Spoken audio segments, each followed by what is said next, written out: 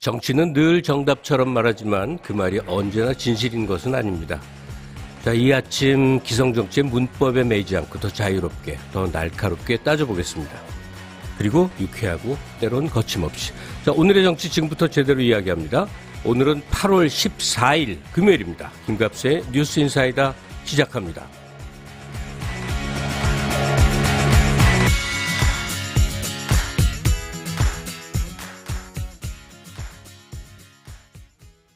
(8.17) 민주당 전당대회 이제 종반부인데요. 당대표 선거뿐이 아니고요. 최고위원 선거가 정말 엄청나게 치열합니다. 그중에서 5석 가운데서 어느 쪽 개파라고 해야 될까요? 이제는 어느 쪽이 더 이제 들어가느냐. 특히 경선 1위 수석 최고위원자리는 누구냐. 이건 놓고 세간의 그냥 논쟁들을 참 많이 합니다. 저 여기 오는 택시 안에서도 기사분이 하도 그 얘기를 물으셔갖고 아주 괴로워하면서 뛰어왔습니다. 자, 민주당 최고위원 후보 현재 5위를 기록하고 있는 김용 후보입니다. 스튜디오에 직접 등판하셨고요. 김종욱 전 민주연구원 부원장 함께 하십니다. 안녕하세요. 예, 안녕하세요. 반갑습니다. 아니, 택시 타고 항상 오거든요. 네. 기사분이 열혈 남아요. 그러니까 아마 이제 민주 세력에 대한 옹호의 감정이 있는 모양인데 싸잡아서 막 욕하면서 요즘 그런 분위기입니다. 잘 새기면서 3일 후를 생각하면서 열심히 마무리 짓고 있습니다. 네. 김종욱 부원장님은 이제 내용으로 들어가기 전에 이번에 이 격렬했던 그 경선을 당이 활성화되는 모습으로도 볼 수 있어라는 어떤 긍정적 신호를 좀 더 읽으십니까? 아니면 정말 이건 문제야, 정말 심각해. 어느 쪽으로 보세요? 저는 문제라고 생각하는 사람 중에 하나고요. 그러니까 민주당이 2016년 제1당이 되고 난 다음에 4년 후에 과반 이상의 의석을 갖게 됐고 그 기간 동안 두 번째 집권을 하는 상황인데 우리 스스로 10년 동안 혁신을 해왔던가? 대중과 가까워졌던가? 이런 질문들을 저는 공당은 다 해야 한다는 생각이 들거든요. 근데 최근에 전당대회를 보면서 대중과 좀 멀어졌구나. 기득권화 됐구나. 특권화 됐구나. 예를 들면 대중의 여론과 당의 흐름이 다를 때에는 끊임없이 혁신을 통해서 대중과 호흡하려고 했던 것이 민주당의 역사였었는데 그런 부분과 관련해서 이게 좀 흔들리는 측면이 있는 것 같다는 생각이 들어서 이기 지도부가 지금 앞에도 계시겠습니다만 들어가시게 되면 그런 부분들을 잘 교정해 내지 않는다면 좀 국민들과 가까워지는 시점 자체가 상당히 멀어지지 않을까 생각이 들어서 대중 여론을 잘 반영하고 하는 싸움이냐 아니면 진짜 당내에서 정치적인 자리 다툼만 벌리느냐. 권력 다툼이냐. 그게 어떻게 보이냐 참 다르고요. 오늘 얘기 준비해 오셨겠지만 저 나름대로 오늘 어렵게 모신 김용 후보에 대한 소개를 좀 해보겠는데요. 우리나라 민주화 과정에서 학생운동이 활발해지기 이전에 정치권의 가장 큰 주축이 민추협이라는 데가 있어요. 민주화운동 추진협의회. 거기에 공동대표가 한 사람은 YS 김영삼이고 한 사람은 DJ인데 이게 막 활발히 활동을 하지만 DJ는 미국으로 망명을 해야만 됐었어요. 그러니까 DJ가 없죠. 그 자리를 김대중이 지정을 하고 갑니다. 훈홍 김상현이라는 의원. 이 사람이 내 생각과 내 말을 대신하는 사람이에요. 사실은 이번 경선에 나온 김영호 후보의 부친이시죠. 그런 과정이 있었습니다. 그것도 꽤 긴 기간. 지도자인 내가 나를 대리해서 가장 맡길 수 있는 사람은 이 사람이야 했던 그런 존재 비슷하게, 이재명 과거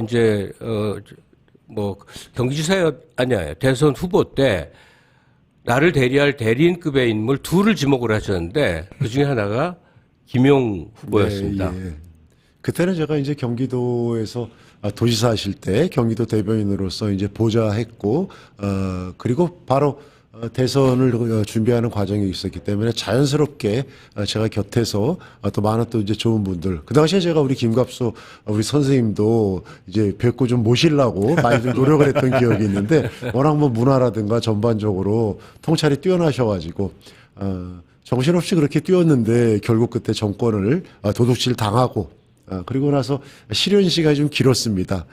그리고 워낙 검찰의 칼날이 무서워서 저희들이 보궐선거를 통해서 개항에 모셨고 그리고 당대표 선거까지 진행을 했는데 그러고 나서 제가 이제 민주연구원의 상근 부원장의 보임을 받아서 뭔가 좀 민주당의 혁신을 좀 준비하자 생각을 했다가 보름 만에 잡혀 들어가서 4년 동안 공백이 있었습니다.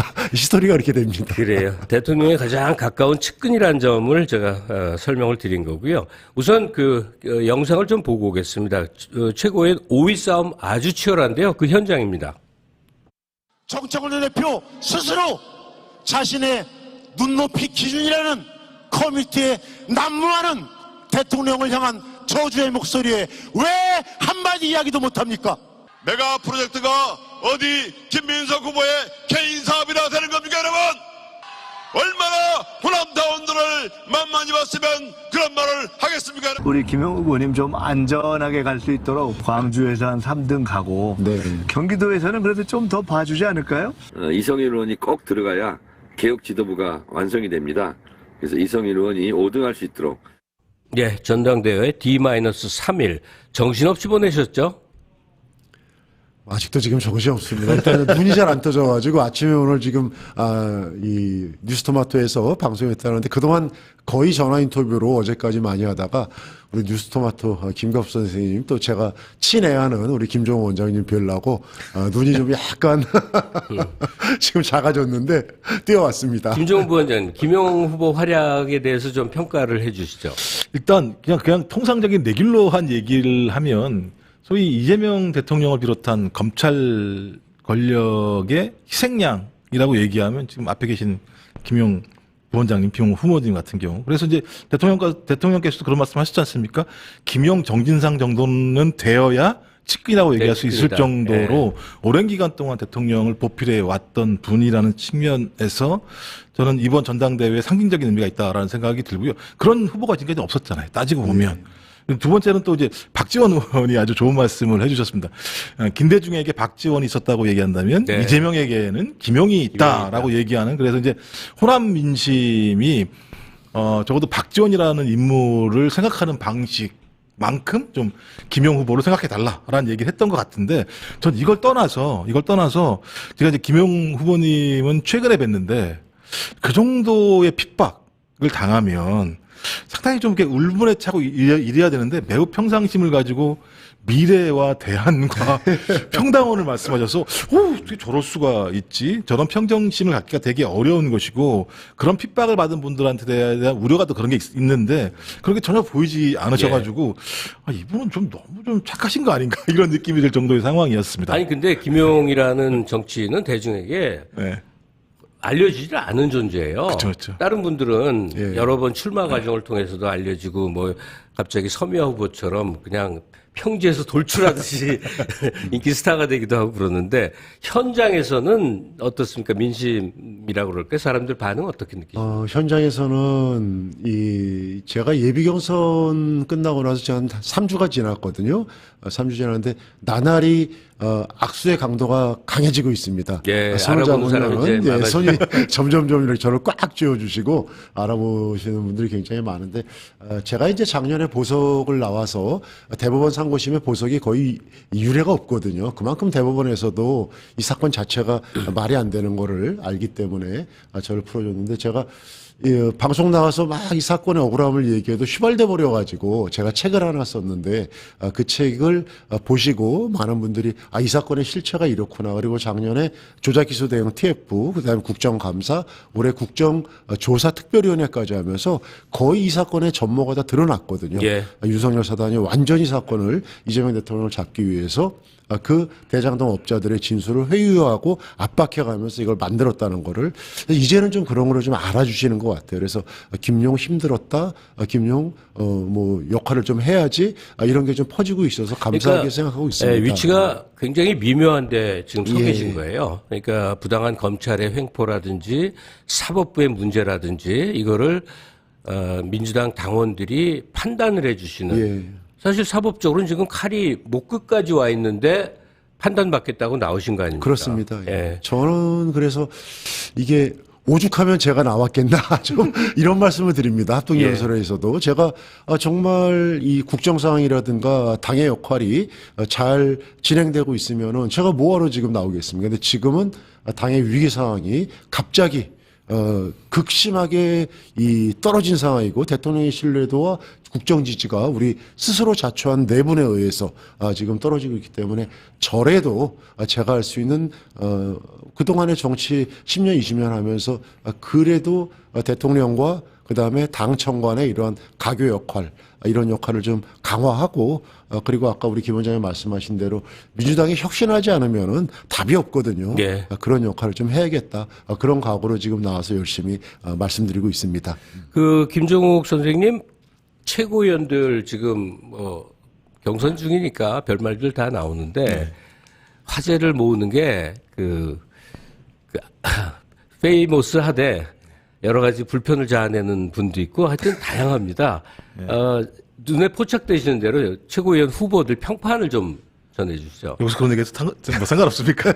근데 저는 진짜 좀 부끄러웠어요, 이번에. 예. 뭐 예를 들면 박쥐라고 하는 단어가 나오는데 그것도 예를 들면 같이 출마한 분한테 박쥐라고 얘기를 하고 또 하나는 전 가장 놀랐던 게 뭐냐면 짝짓기가 집단지성이다 이렇게 얘기를 하더라고요. 당내 야당 뭐 이런 구조처럼 생겨갖고 좀 당혹스럽죠. 예. 그다음에 또 하나는 이제 더 그랬던 건 주석 야청 이런 표현을 쓰던데요. 그러니까 낮에는 김민석, 뭐 밤에는 정청. 네. 근데 이게 우리 한국사의 슬픈 역사를 알면 이런 얘기 할 수 없는 거거든요. 그러니까 생존을 위해서 소위 남북한 군인들이 왔다 갔다 할 때 그 당시에 있었던 그 국민들이 느꼈던 그 공포감 이런 걸 생각하면 이런 표현을 쓸 수가 없는 건데 이런 표현을 쓰더라고요. 그래서 이게 진짜 승리를 위해서라면 뭐든지 쓸 수 있는 거구나. 그렇다면 민주당스럽지 않은 거구나. 이런 느낌이 들어서 전 그런 측면에서 이번 최고위원 선거 같은 경우는 국민들한테 좀 민망하고 좀 부끄러웠다. 좀 적나라한 모습들이 많이 드러났어요. 근데 선거니까 이걸 용인해 주자? 이제 그러면 안 되는 거죠. 전 그래서 좀 최고위원분들 같은 경우 이런 부분들은 좀 항상 응징할 필요가 있다고 생각이 들어요. 좀 우리가 최고위원인데 적어도 집권여당의 최고위원인데 앞으로 남아있는 2년 동안이 얼마나 중요한 시기입니까? 그러니까 전국 선거가 없는 그 2년의 기간 동안 이재명 정부와 2기 민주당 집권 여당이 결합해서 실질적인 개혁을 할 수 있는 시간이거든요. 그런 시간에 우리가 이런 사람들이 나와서 이렇게 끌고 갈 겁니다라고 하는데 거기서 박쥐 뭐 주석 야청 이런 얘기가 나온다고 한다면 지도부에 대한 신뢰가 낮을 수밖에 없는 측면이 분명히 있기 때문에 저는 당선되시는 분들이 그런 부분들을 말끔하게 해소를 해서 저 정도면 충분히 개혁할 수 있겠네, 혁신할 수 있겠네 이런 좀 모습을 보여주셨으면 좋겠고 김용 후보님도 좀 많이 좀 비판해 주셨으면 좋겠어요. 그런 부분에 대해서. 그 TV 토론에서 송영길 후보가 그랬거든요. 대통령 관저에 한 명만 데려갈 수 있으면 누구 데려가냐 했더니 아내를 꼽는 분도 있고 뭐 다 그런데 송영길 후보는 나 김용 데려가고 싶어요. 그랬어요.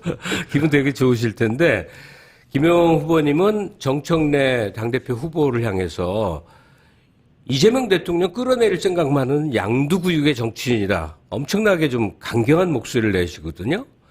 그런 발상을 갖고 계시는 게 왜 그럴까요? 제가 최근에 이제 언론 인터뷰에서 이제 격한 표현을 썼는데 제가 이 전당대회 합동연설회를 이제 눈앞에서 제가 직접 현장에서 저도 참여하면서 또 발언을 듣지 않습니까?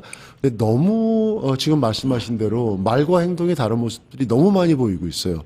지금 방금 짝짓기 말씀하신 팀 정청래 전임 대표님과 함께하시는 최민희, 한민수, 이성윤 이분들이 공히 말씀하시는 게 이재명 정부의 성공을 다 얘기해요. 그러면서 결론은 정청래 대표의 연임입니다. 정청래 대표를 꼭 연임시켜달라. 제가 이렇게 보니까 최민희, 한민수, 이성윤 이분들의 마음속엔 뭐가 있을까? 저는 본인들의 총선 다음 공천이라고 생각합니다. 초선 의원으로서 실적도 없고 업적도 없고 비전도 없고 그리고 사람들한테 기대도 없고 이러니까 결국은 당대표의 마음을 얻어가지고 정말 거의 수족처럼 따라다니면서 이런 행동들을 펼치고 있고 또 하나 저는 정청래 대표님한테 그렇게 제가 비판한 적은 많지 않아요. 이번에 전당대회를 하면서 여러 가지. 첫째는 가장 중요한 게 지방선거에서 왜 당대표가 그 패배를 갖다가 부인합니까? 민심을 따라야죠. 아니 부울경에 제가 늘 예를 들지만 김상욱 시장 그리고 전재수 시장 만들었지만 김경수 안 됐지만 울산 5개 구청에서 4개가 다 뺏겼어요. 네. 시외 다 뺏겼고 전재수 부산 저 구청장은 물론이고 시외 다 뺏겼으면 거의 할 수 있는 일이 없습니다. 뭐 충청도도 우리가 단체장 거의 다 뺏겼고 경기도에서도 이재명 시장 정치적인 고향이라고 그러는 성남, 하남, 그다음에 호남 출향민들이 가장 많은 안산 이런 데 다 뺏겨놓고 제가 서울은 얘기도 안 해요. 그렇게 해놓고 선거를 갖다가 대충 숫자 얘기하면서 이겼다? 그리고 연임하겠다? 좋습니다. 그럴 수는 있어요. 그런데 그러면 아울러 가는 통합의 리더십을 보여줘야죠. 최근에는 160만 명의 국회의원과 160만 명의 권리당원을 나누시더라고요. 그러면서 자기는 본인은 160만 명의 권리당원과 함께 가겠다. 제가 대놓고 그랬습니다. 연설회에서. 아니 160명의 국회의원도 품지 못하면서 무슨 다음 연임을 하고 권리당원을 품겠다고 얘기를 하냐. 그야말로 구태 전형적인 갈라치기 아니냐. 그리고 또 하나 가장 중요한 거. 본인께서 민심의 척도라고 딴지 게시판을 말씀하셨거든요. 예. 저도 과거에 많이 들어가 봤습니다. 거기 지금 들어가 보면요. 정말 경악합니다. 1배 이상으로 대통령에 대한 우리 정부에 대한 정말 저열한 이 능욕과 모멸의 언어들이 난무하는데 한마디도 거기에 대해서는 얘기를 안 해요. 그러면서 이재명 정부의 성공을 지킨다고요? 어려울 때 친구가 진짜 친구 아닙니까? 지금 하시는 말씀 다 공감을 하고 예. 그러는데 우리 영길이 형님이 좋아하시잖아요. 뼈 해장국 3번 삶으면 물 안 나와에서부터 붕어 대가리야 뭐 이런 약간 좀 배우시는 게 있어야 될 것 같은.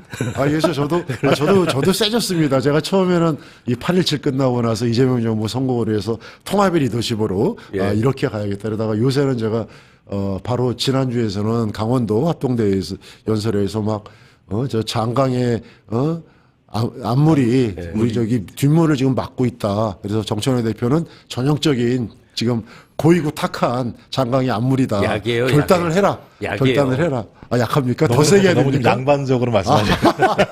더 세게. 민중적 언어. 김종국 부원장님, 네. 요거 짧게 정청래 후보가 이재명 대통령을 대하는 어떤 여러 가지 모습이 있지 않습니까? 당의 결정 과정이라든지 직접 대면했을 때라든지 여러 모습을 어떻게 지켜보셨어요? 저는 제가 볼 때는 지금까지 1년 동안 대통령과의 관계에 대해서 거짓말한 거 아닌가 이런 느낌이 들 정도의 상황이었습니다. 만약 1년 동안 대통령을 그렇게 지키려고 노력을 했다고 한다면 끝까지 지켜야 되는 상황인데 예를 들면 정권은 짧다. 설명을 안 합니다.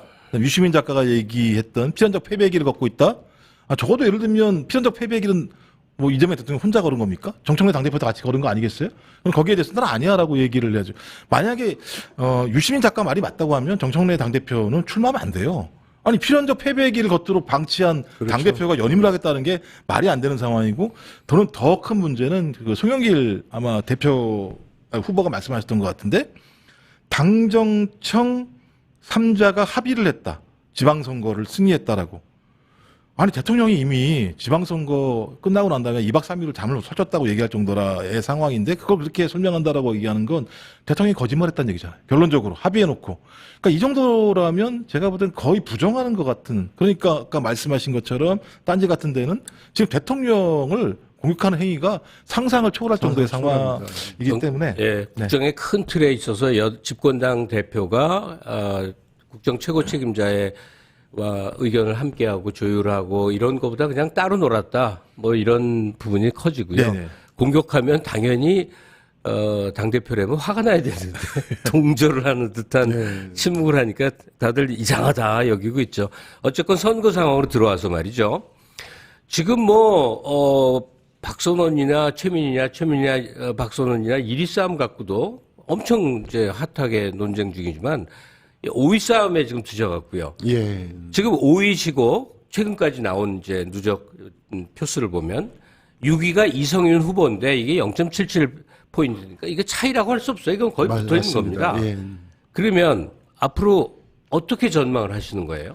현재까지 30% 정도 이제 진행이 됐고 개표가 진행이 됐고 초울트라 슈퍼유커가 이제 이번 주입니다. 이번 주에 호남부터 해서 이제 서울 경기가 있는데 제가 그동안 뭐 열심히 뛰고 또 반면에 우리 저 이성윤 후보님은 여러 가지 갑질이 또 나왔고 이러면서 좀 이렇게 대중들이 보시는 당원들이 보시는 시각의 차이는 분명히 있는 것 같습니다.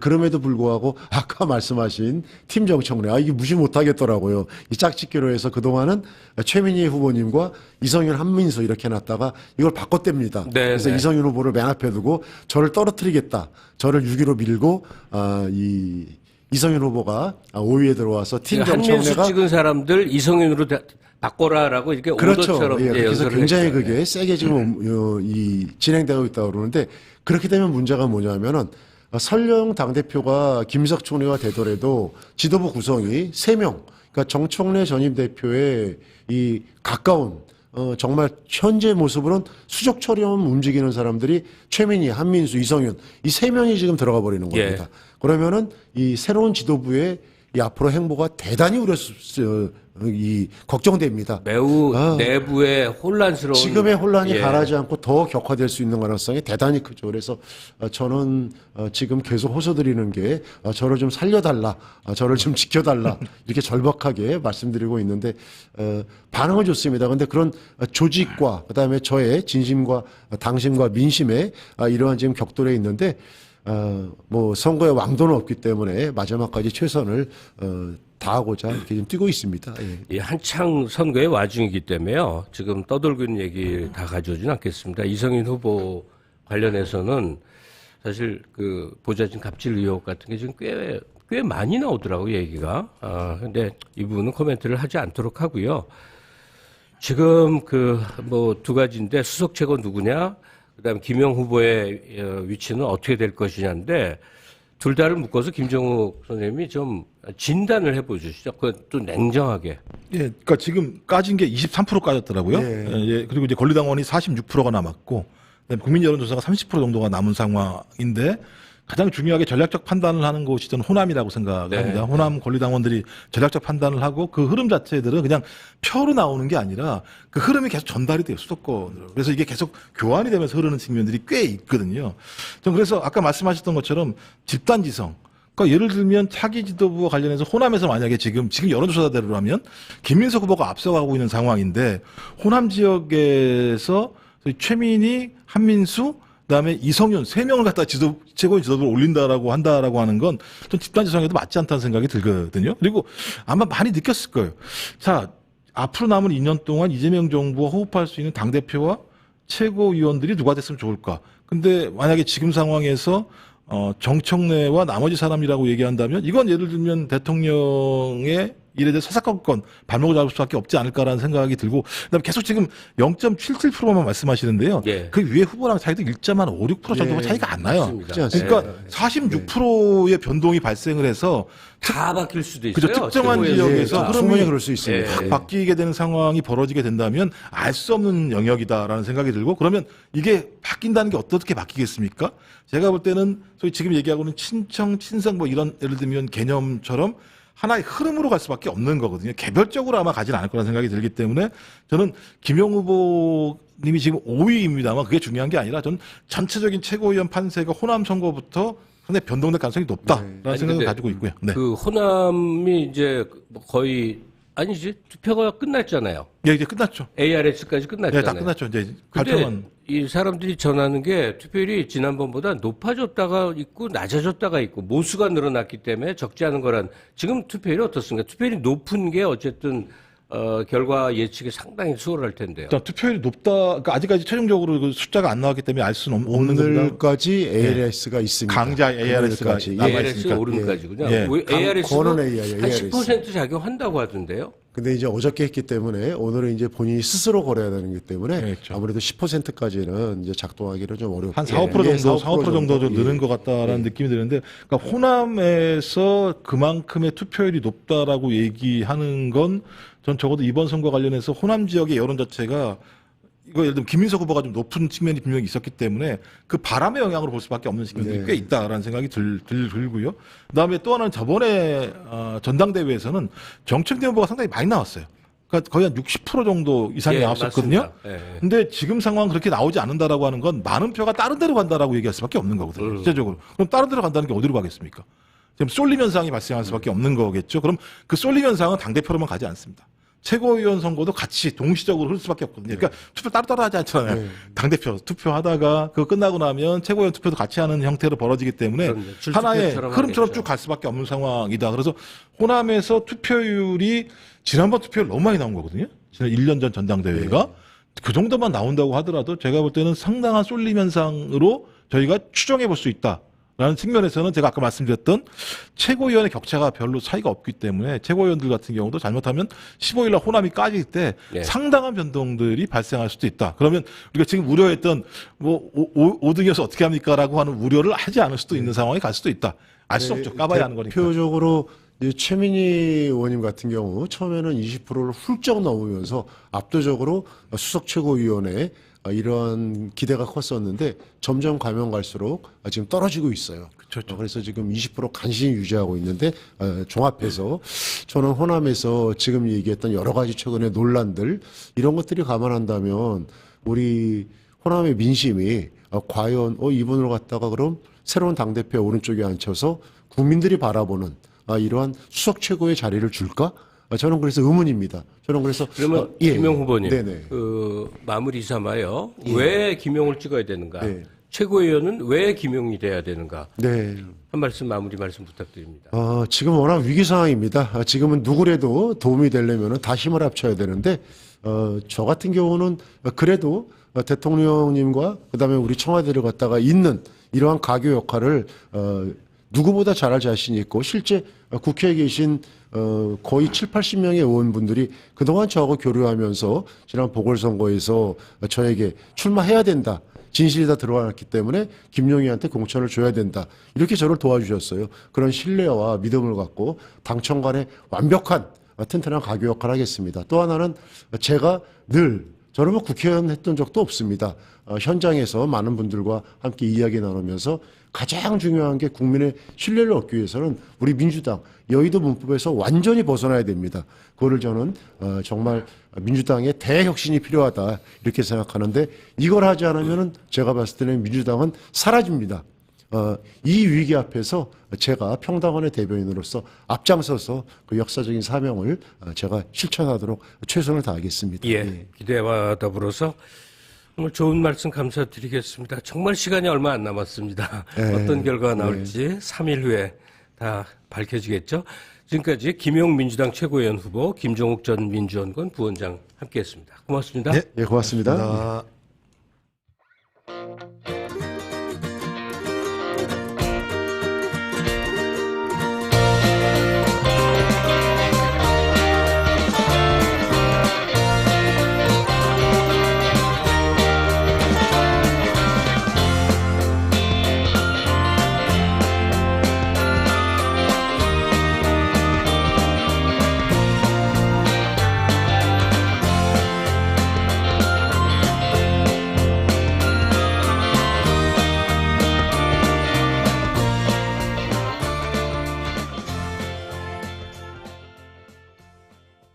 예, 민주당 당대표 선거 이제 막바지 시간이죠. 최대 승부처인 전북 그리고 광주 전남 이 경선 두고 당권 주자들 공방도 치열합니다. 그 마지막 날 TV 토론회는 이거 뭐 거의 이 기분을 있는 대로 드러낸 거 아닌가 뭐 이런 것까지 보였는데요. 관련해서 박원석 전 정의당 의원과 말씀 나눠봅니다. 안녕하세요. 네, 안녕하십니까. 요즘 정말 바쁘세요. 아닙니다. 프로그램 진행까지도 하시고. 그거는 대타 진행하러 있습니다. 네. 마지막 TV 토론회 영상 잠깐 보고 얘기 이어가겠습니다. 치안은 윗사람이 아랫사람한테 하는 겁니다. 그렇게 사람 무시하고 윗사람이 아랫사람 대하듯 하는 태도는 정청래 후보가 치하에 대해서 말씀하신 것은 일본식 사전을 읽으신 것입니다. 한국 사전의 치하는 동등하게도 쓰입니다. 내란 종식이라는 것은 그 조국 혁신당의 1호 공약이랄까요? 그런 걸로 알고 있는데, 그래서 저는 이제 정신적으로 너무 조국 혁신당이 경도되어 계셨던 게 아닌가. 형님은 국보 이름만 중요한 건 아니죠. 국정과제 그럼 50%는 뭡니까? 자발적 자원봉사자가 그 당원 명부는 어떻게 갖고 있었을까요? 자, 30초 누가 지났습니다. 주지 않았을까요? 아주 극단적인 반명이라고 하는 그분이 우리 후보님 캠프에 일원으로서 전화를 해서 그 상황을 유도했다고 해요? 네. 요즘은요, 뉴스가 하루 이틀만 지나도 막 옛날 일처럼 얘기들 그렇습니다. 해요. 네. 근데 불과 이틀 전에 있었던 이제 네. TV 토론회인데 지금 보여준 장면도 그렇지만 이렇게 감정을 막 표출하는 그런 논쟁이 많았는데 어떻게 보셨어요? 그 마지막 TV 토론 총 4번 했죠, TV 토론을. 그렇죠. 예. 근데 이제 마지막까지 굉장히 치열했고 또 감정적인 신경전 뭐 이런 것까지도 보였는데 사람 무시하냐 뭐. 그래도 약간 훈훈한 장면도 있었어요. 네, 네. 마지막 토론에서는 이게 주최 측의 의도였는지 모르겠지만 네. 서로 좀 칭찬을 해달라. 물론 이제 뼈 있는 얘기긴 했습니다만 뭐 그런 모습은 저는 뭐 괜찮았다고 보고요. 다만 이 격렬함의 이유나 목표가 뭘까? 이제 이런 궁금증이 여전히 남습니다. 격렬하긴 한데 뭐 당장에는 권력을 누가 갖느냐, 당권을 누가 갖느냐, 그게 이제 격렬함의 이유겠죠. 근데 그렇게 가진 권력으로 뭘 할 거냐에 대해서는 그 이 격렬한 만큼 그에 대해서 토론이 진지하고 치열하게 이루어졌나 이런 생각이 들어요. 그러니까 이재명 정부 국정운영 성공이라는 건 당위지 않습니까? 그거를 부정하는 후보는 아무도 없어요. 예, 예. 근데 중요한 거는 어떻게 그걸 위해서 무엇을 할까? 그러니까 하우나 왓이 없는 이제 그런 토론이 아니었나 그런 점에서 좀 아쉬움이 있고요. 그러니까 마지막 토론에서는 그래도 일종의 이제 비전이라고 할 수 있는 이걸 가지고서 좀 후보들 간의 차별성을 보이기 위한 진지한 토론 같은 게 좀 있었으면 하는 기대가 있었는데 뭐 여전히 하루하루가 굉장히 이제 새로운 이슈들도 나오고 그걸 가지고 상대방의 자격에 대해서 내가 물어야 되겠다 이런 생각들이 앞서서인지 앞서 그 봤듯이 뭐 전화방 얘기나 이런 거 가지고 또 공방이 치열했어요. 저는 이걸 지켜본 이제 민주당의 당원이나 지지자들이 어쨌든 그런 가운데서도 어떤 변별력이나 어떤 차별성이나 이런 거를 느꼈기를 희망합니다. 뭐 그런 게 전혀 없었다 이러면 정말 실패한 그 아니, 경쟁이라고 보고요. 왜 정책과 미래 비전을 토론하지 않고 서로 과거 파면만 하고 말싸움만 하느냐. 이건 상당히 근거가 있다고 생각이 들어요. 흥행이 설사 좀 떨어져도 말이에요. 왜냐하면 집권당의 당대표는 대통령하고도 조율하고 총리하고도 조율해서 실체적으로 무언가 정책을 만들어내고 결정을 하고 국가의 방향성을 진두지휘할 수 있는 위치에 있단 말이에요. 그러면 굉장히 안타까워하는 양극화 문제에 대해서 문제를 꺼내놓기라도 좀 하면 할 얘기도 많을 거고 교육 대책이 그냥 아무런 사회적 논쟁거리가 안 되는 심각하다고 보는데 그밖에 대중관계, 대미관계 어떻게 할 것인지 이런 논쟁을 하면서 당으로서 어떻게 할 것인지 이런 얘기를 하면 배우는 것도 있고 아, 저 사람은 진짜 이 당을 끌고 갈 수 있는 혹은 나라를 책임질 수 있는 그릇이구나. 근데 이게 맨날 싸우는 게 근데 이제 요즘 얘기로 네. 그런 토론을 하면 채널 돌아간다. 안보한다는 거죠. 네, 이런 얘기가 안 보는 나오는 게 거죠. 더 나을 수도 있어요. 왜냐하면 누군가는 보는데 당의 품격과 가치와 가능성에 대해서 이 반응이 다를 테니까 맞습니다. 말이에요. 그 찾아보거든요. 보는 사람 그리고 봐요. 그런 걸 통해서 아, 후보들이 어떤 생각을 가지고 있고 각자 이런 비전을 뭐 이렇게 제시하는구나. 그 가운데 어떤 차별성 변별력 그리고 미래를 위해서 더 적임이 누군 것 같다. 이제 이런 판단을 할 수 있는데 그런 판단의 근거가 너무 부족하고 근데 요즘 정치가 뭐 잘 느끼시겠지만은 일종의 이제 쇼츠 예. 정치입니다. 그래서 지지자들의 확증 편향을 극대화시켜서 이제 그걸로 이를테면 이 자기 지지의 근거를 만드는 뭐 이런 식의 정치가 유행하다 보니까 당대표 경선에서마저도 미래보다는 이제 과거의 행적 뭐 이런 걸 가지고 서로의 자격 없음을 다투는 이런 토론이 됐는데 저는 끝나고 나서 뭐 여러 평가가 있을 거라고 보고요. 그리고 이제 당 대표가 되면 달라지겠죠. 달라져야 그러겠죠. 되고. 예. 그리고 국정운영이라는 게 뭐 그렇게 이제 쇼츠를 통해서 그 자극적인 효능감을 주는 걸로 국정운영 할 수가 없어요. 최근에 이제 대통령 지지율 떨어지고 여러모로 좀 위기적 징후들이 있거든요. 예. 결국 이 여당의 대표가 되는 분이 그걸 어떻게 돌파할 건가. 대통령 못지않게 고민을 해야 되는 자리이기 때문에 선거가 끝나고 이 격렬함이 가라앉은 다음에 그 다음에 이제 무엇을 보여주느냐 이게 중요하지 않을까 싶습니다. 맞습니다. 선거 이후에 다시 다잡고 해나가는 모습 보이면 지금까지 좀 실망감도 좀 극복할 수 있을 거고요. 그리고 이 TV 토론에서요. 네. 선호 투표로 결과가 나왔을 때 입장 차이 뭐 방송에서도 물어보고 TV 토론에서도 그러는데 이게 승복이 잘 될 것 같습니까? 특히 제일 어려운 거 1등은 정청래가 하고 2등은 김민석이 했는데 3등 송영길 표가 붙어서 당대표가 김민석이 된다. 이럴 때 그 난감한 상황. 난감하죠. 우선 예. 그런 결과가 안 나오는 게 좋습니다.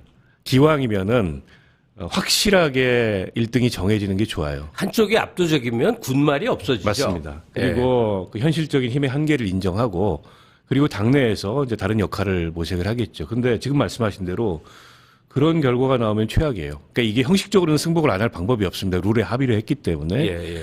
근데 형식적으로 승복하는 거하고 마음속 깊이 승복하는 게 다르잖아요. 그 지지자들의 행동까지 달라질 거거든요. 그럼요.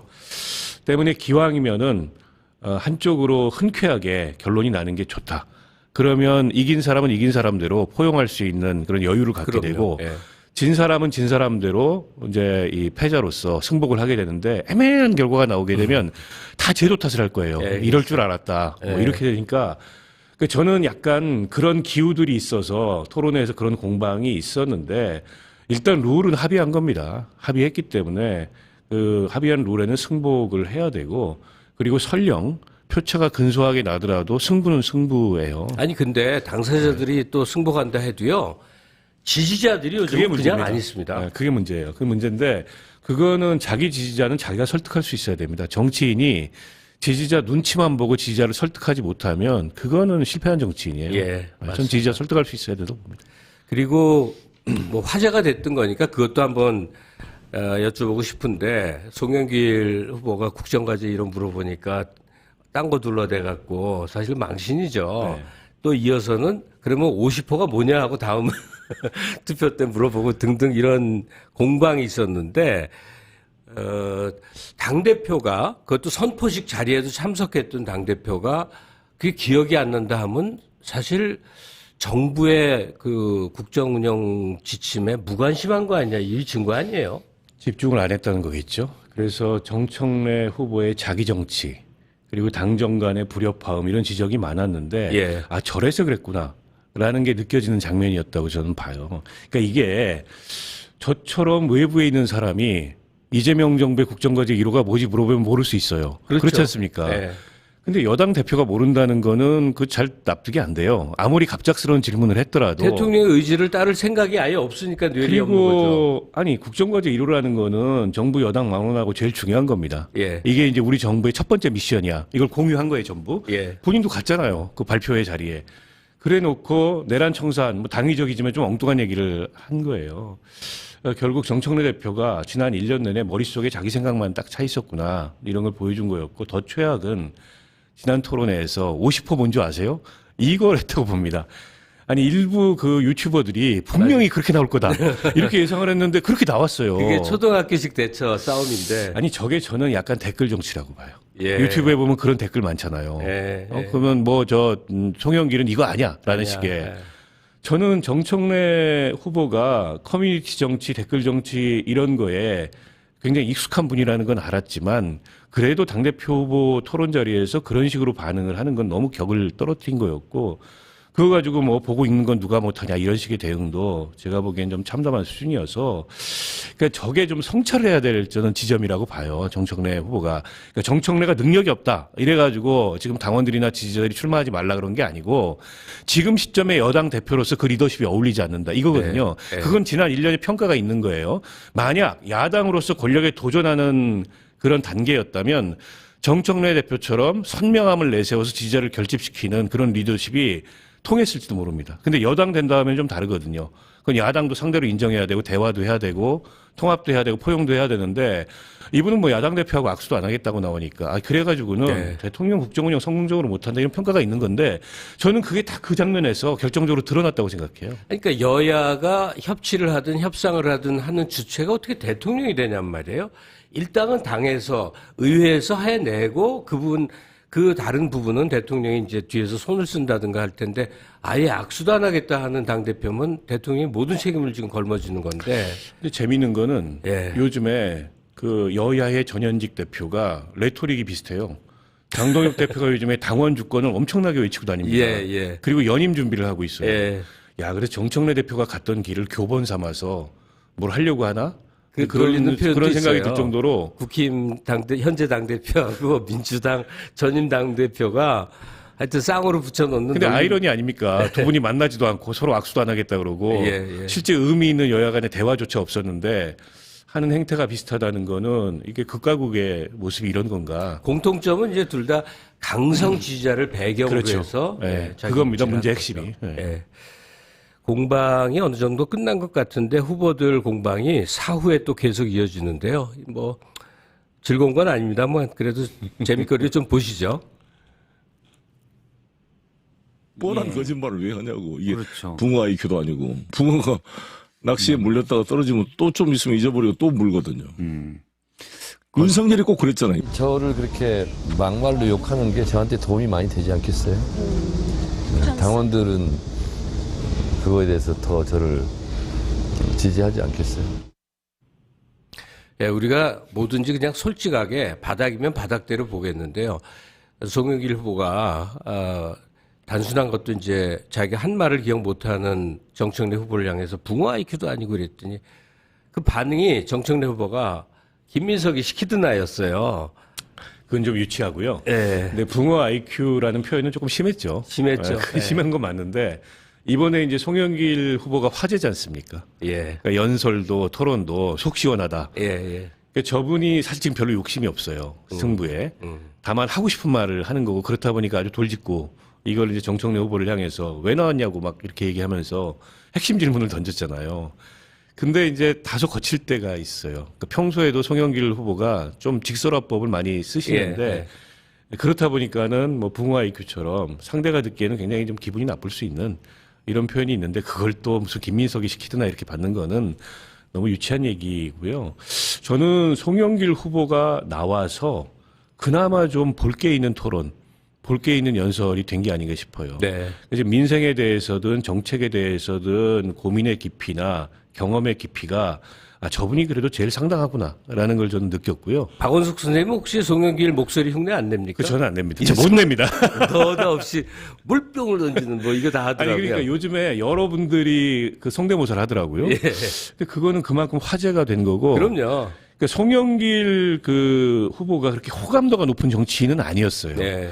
그러니까 오래된 정치이고 익숙한 정치인인데 이번 호감도가 민주당 지지층 사이에서 굉장히 높아진 것 같아요. 그리고 일반 이 시민들 사이에서도 화제가 되면서 송영길이 당대표는 안 되겠지만 하는 말이 틀린 말은 없네. 그러니까 정치인으로서는 굉장한 성과입니다. 네, 설령 그렇죠. 당대표가 안 되더라도. 예, 그 호감도라는 건 엄청난 거고. 그리고 뭔가 이후에 역할을 하겠다. 역할을 해야 된다. 이걸 기약했다는 면에서 아니 송영길 후보 얼마나 어려웠습니까? 얼마 전까지 뭐 감옥 갔다 오고 거의 낭인 비슷한 상태에서 무죄 받고 복당하고 이번 선거 출마하면서 그 이전의 송영길과는 다른 버전의 송영길이 됐다. 그럼요. 이것만 하더라도 저는 굉장한 성과라고 봅니다. 참고로요, 그 송영길 후보의 어법 이게 젊은 층들에게는 저 정치인이 저렇게도 표현하는구나 하는데 사실은요 이게 한 70년대, 60년대 옛날 정치인들의 어법이 그랬습니다. 뭐 역적이면 칼로 모가지를 치고 이런 게 많이 하던 옛날 방식인데 그 전통을 이으신 거죠. 네. 과거에 유명한 정치인들의 그 발언 내용 보면 두고두고. 예. 이 논란이 좀 있는 게 있어서. 네. 박원숙 선생님 진단을 좀 보겠는데 지금 이재명 대통령 지지율 하락은 민주당으로서 보면 너무 심각한 문제인데 이게 좀 양론이 있어요. 뭐 코어 지지층이 빠지고 있다. 핵심 지지 세력이 빠지고 있다라는 게 있고 김민석 후보 같은 경우는 분위기 안 좋다고 빠지면 어찌 코어 지지층이냐. 약 지지층의 지금 이탈이다. 이렇게 진단하는데 어느 쪽으로 보십니까? 근데 저는 그 유시민 작가가 얘기했던 ABC가 먼저 떠오르더라고요. B가 먼저 날아난다? 네, 유시민 작가가 B가 먼저 날아간다 그랬잖아요. 코어 지지층은 흔들리지 않는다. 근데 그래 놓고 지금 코어 지지층이 흔들린다고 하면 그 진단하고 모순되지 않습니까? 일단 그게 먼저 떠올랐고 정청래 후보는 어떤 로우 데이터를 참고하는지 모르겠는데 제가 본 로우 데이터는 제일 많이 빠진 게 2030과 중도에서 많이 빠졌습니다. 그렇습니다. 그리고 실제 그래요. 원래 지지율이 빠질 때는 중도에서 많이 빠집니다. 제가 어제 본 여론조사 세부 지표 있잖아요. 내가 30대 여성 지지율과 반대 보면 깜짝 놀랐어요. 그렇죠. 거기가 처참해요, 처참해. 거기가 이 정부 지지자였는데 이게 말이 안 될 정도로 빠져나갔어요. 저는 몇 가지 원인이 있다고 보는데요. 첫 번째로는 기저효과가 끝났습니다. 윤석열 기저효과. 그러니까 이재명 정부에 대한 무조건적인 기대가 있었어요. 내란 있었고 그 혼란한 그 와중에 어쨌든 정권이 교체됐기 때문에. 근데 이제 그게 1년 정도 시효였는데 그게 끝났고 두 번째로는 이재명 대통령 기저효과도 있었어요. 못할 거다. 특히 이제 중도층이나 보수층에서 분명히 망칠 거야. 근데 생각보다 잘하네. 그거에 대한 호평이 있었는데 그것도 최근에 몇 가지 정책 혼선으로 인해서 끝났다고 보고 무엇보다 큰 게 저는 주가 하락이 커요. 예. 그게 코스피 9천 가면서 기대감이 엄청 부풀었다가 너무 커졌어요, 너무. 레버리지 ETF 이런 논란이면서 확 빠졌잖아요. 뭐 어제 오늘 다시 조금 오르고 있습니다만 그래서 뭐 국정 탈출은 지능순이다 뭐 이런 얘기들이 막 돌았어요. 그러면 젊은 층에서 이게 지지율이 빠지고 이완되고요.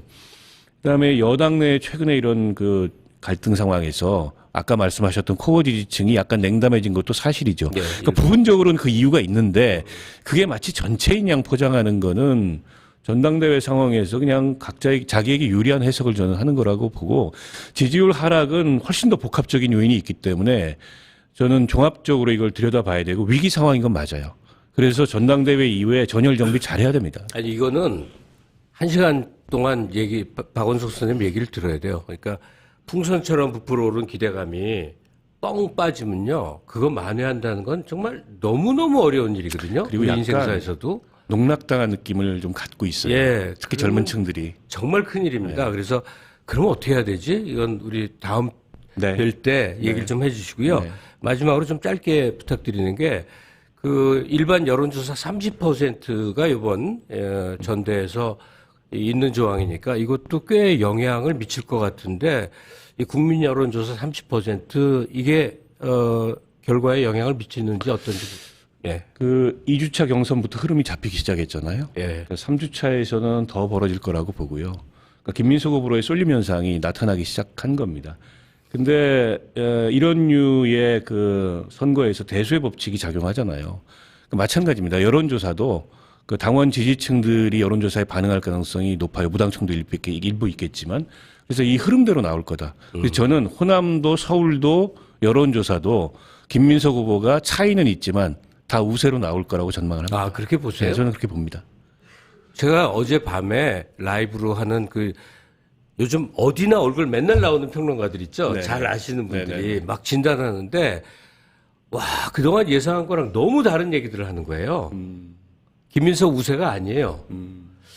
야, 그래서 판세가 뭐가 많이 흔들흔들 하나 하면서 불지켜봤어요. 그런 징후가 보이나요? 저는 여론조사 흐름에서도 별로 안 그렇다고 보고 그리고 이게 그 2주차 때부터 형성된 흐름이 조금씩 커지는 추세에 있지. 예. 그게 확 뒤바뀌어가지고 다른 흐름이 나타날 가능성이 별로 없다고 보고. 그러니까 정청래 후보가 어떤 특별한 경쟁력 혹은 특별한 이슈 파이팅 이런 게 있었다면 모르겠어요. 근데 그런 게 있습니까? 박원석 선생님의 예지가 맞을지 장성철이의 이랬다 저랬다 하는 말이 맞을지 뭐 이랬다 저랬다 해요. 근데 그렇죠. 어제도 엄청 부정적으로 얘기를 하던데 하여튼 지켜보겠습니다. 네. 다음에 뵙겠습니다. 고맙습니다. 네, 고맙습니다. 예.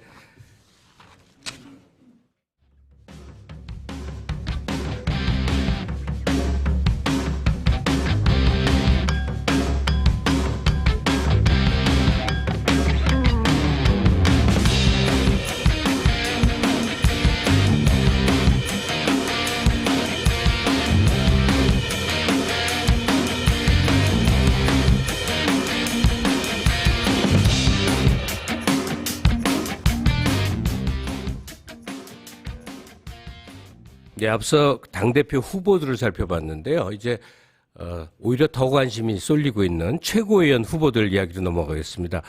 야, 그 최고위원이 그냥 약간 부수적인 그 선거 과정처럼 여겨졌던 때도 많은데 이번엔 정말 치열하게 공방하고 사람들 관심도 높고 그렇습니다.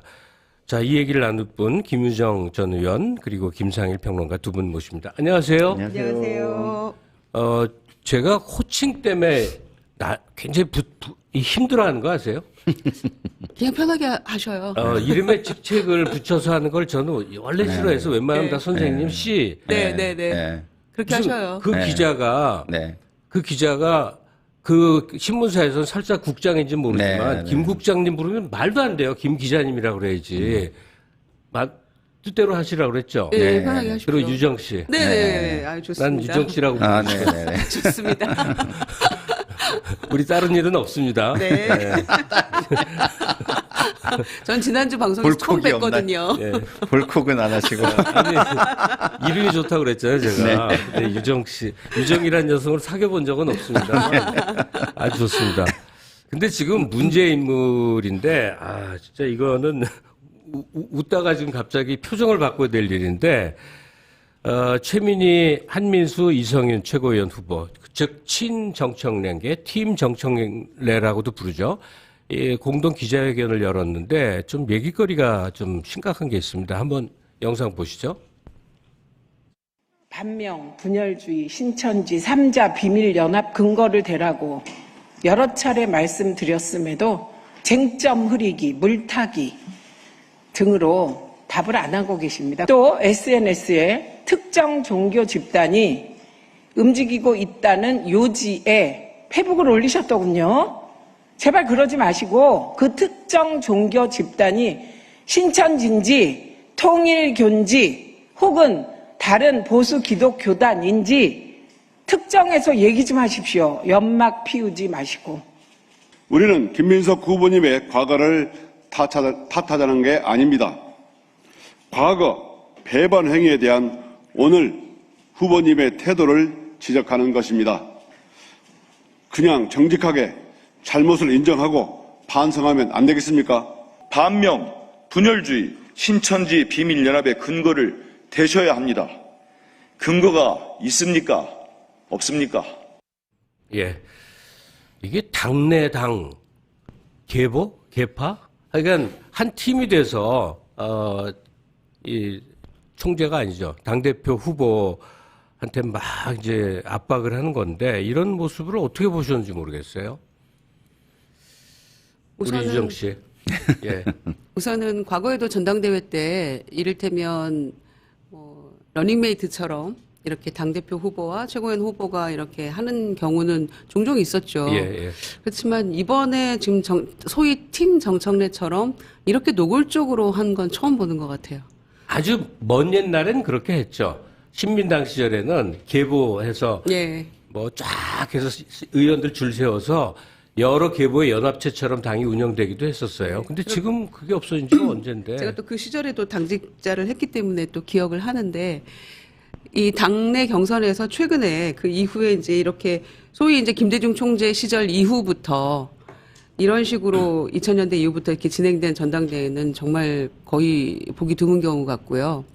그래서 특히 어제 이제 친청계의 3명의 최고위원 후보가 기자회견 열었잖아요. 예. 그러면서 이렇게 대놓고 막 김민석 후보에 대해서 공격을 하고 답을 해라. 텔레그램 주인공이 당신이지 않느냐. 막 이런 식의 이런 노골적인 적대 행위라고 해야 될까. 이런 경우는 저는 처음 보는 것 같았어요. 그러니까 만약에 이 세 분이 최고위원이 당선이 되고 당대표는 김민석이면 이건 뭐 하루하루 어떻게 갑니까 이게? 그런 것도 있고요. 그게 문제가 뭐냐면 지금 이제 김용 후보하고 이성윤 후보 5위, 6위 막 이런 맞습니다. 싸움이잖아요. 소위 3,200표 차이인데 문제가 뭐냐면 단순히 5, 6위 차이의 문제가 아니고 최고위원 3명이 만약에 소위 친청계 쪽에서 된다. 그러면은 3명이 사퇴하면 지도부가 붕괴되는 겁니다. 그렇습니다. 예. 예. 그게 이제 관건이라고 생각하고요. 이 당이 지도부가 붕괴된다. 예. 이 재선거 해야 되는 상황이 되면 그런 당이 상황이 혼란에 엄청 빠져들겠죠. 그렇습니다. 그러니까 지금 국민의힘의 경우에 최고위원 선출직 최고위원 4명이 그만두면 붕괴되는데 2명은 찬성인데 물러나겠다 하고 있는데 2명이 지금 버티고 있어가지고 장동혁 체제가 유지가 되고 있는 거거든요. 그런 상황이지만 지금 이게 우리 당의 경우에는 만약에 구도가 이렇게 짜여진다 그러면 굉장히 당대표가 김민석 후보가 될 경우에 어려워지는 상황이 되는 거죠. 그러네요. 아니 친청 최고위원 후보들이 공격을 하는 내용이 아니 이 당을 지금까지 이랬는데 이렇게 해보겠다든지 뭐 그런 당에 대한 구상이 좀 등장하면 좋겠는데 본인의 비전이 없습니다. 김민석 너 22년 전에 노무현 배신했고 이제까지 왜 반성도 없냐 이 공격을 하거든요. 언제까지 해야 돼요? 반성을. 언제까지 옛날 얘기를 갖고 사골뼈처럼 송영길 얘기처럼 우리고 또 우릴 것이냐 해서 저는 굉장히 답답했었어요. 그렇죠. 예, 기본적으로 집권 세력은 국민의 삶을 책임지는 그리고 또 결과에 책임지는 모습이 있어야 되는데 기본적으로 자기 주장만 피다 끝나는 정치를 계속 하려고 하는 그런 모습이라서 저는 좀 굉장히 안타깝고요.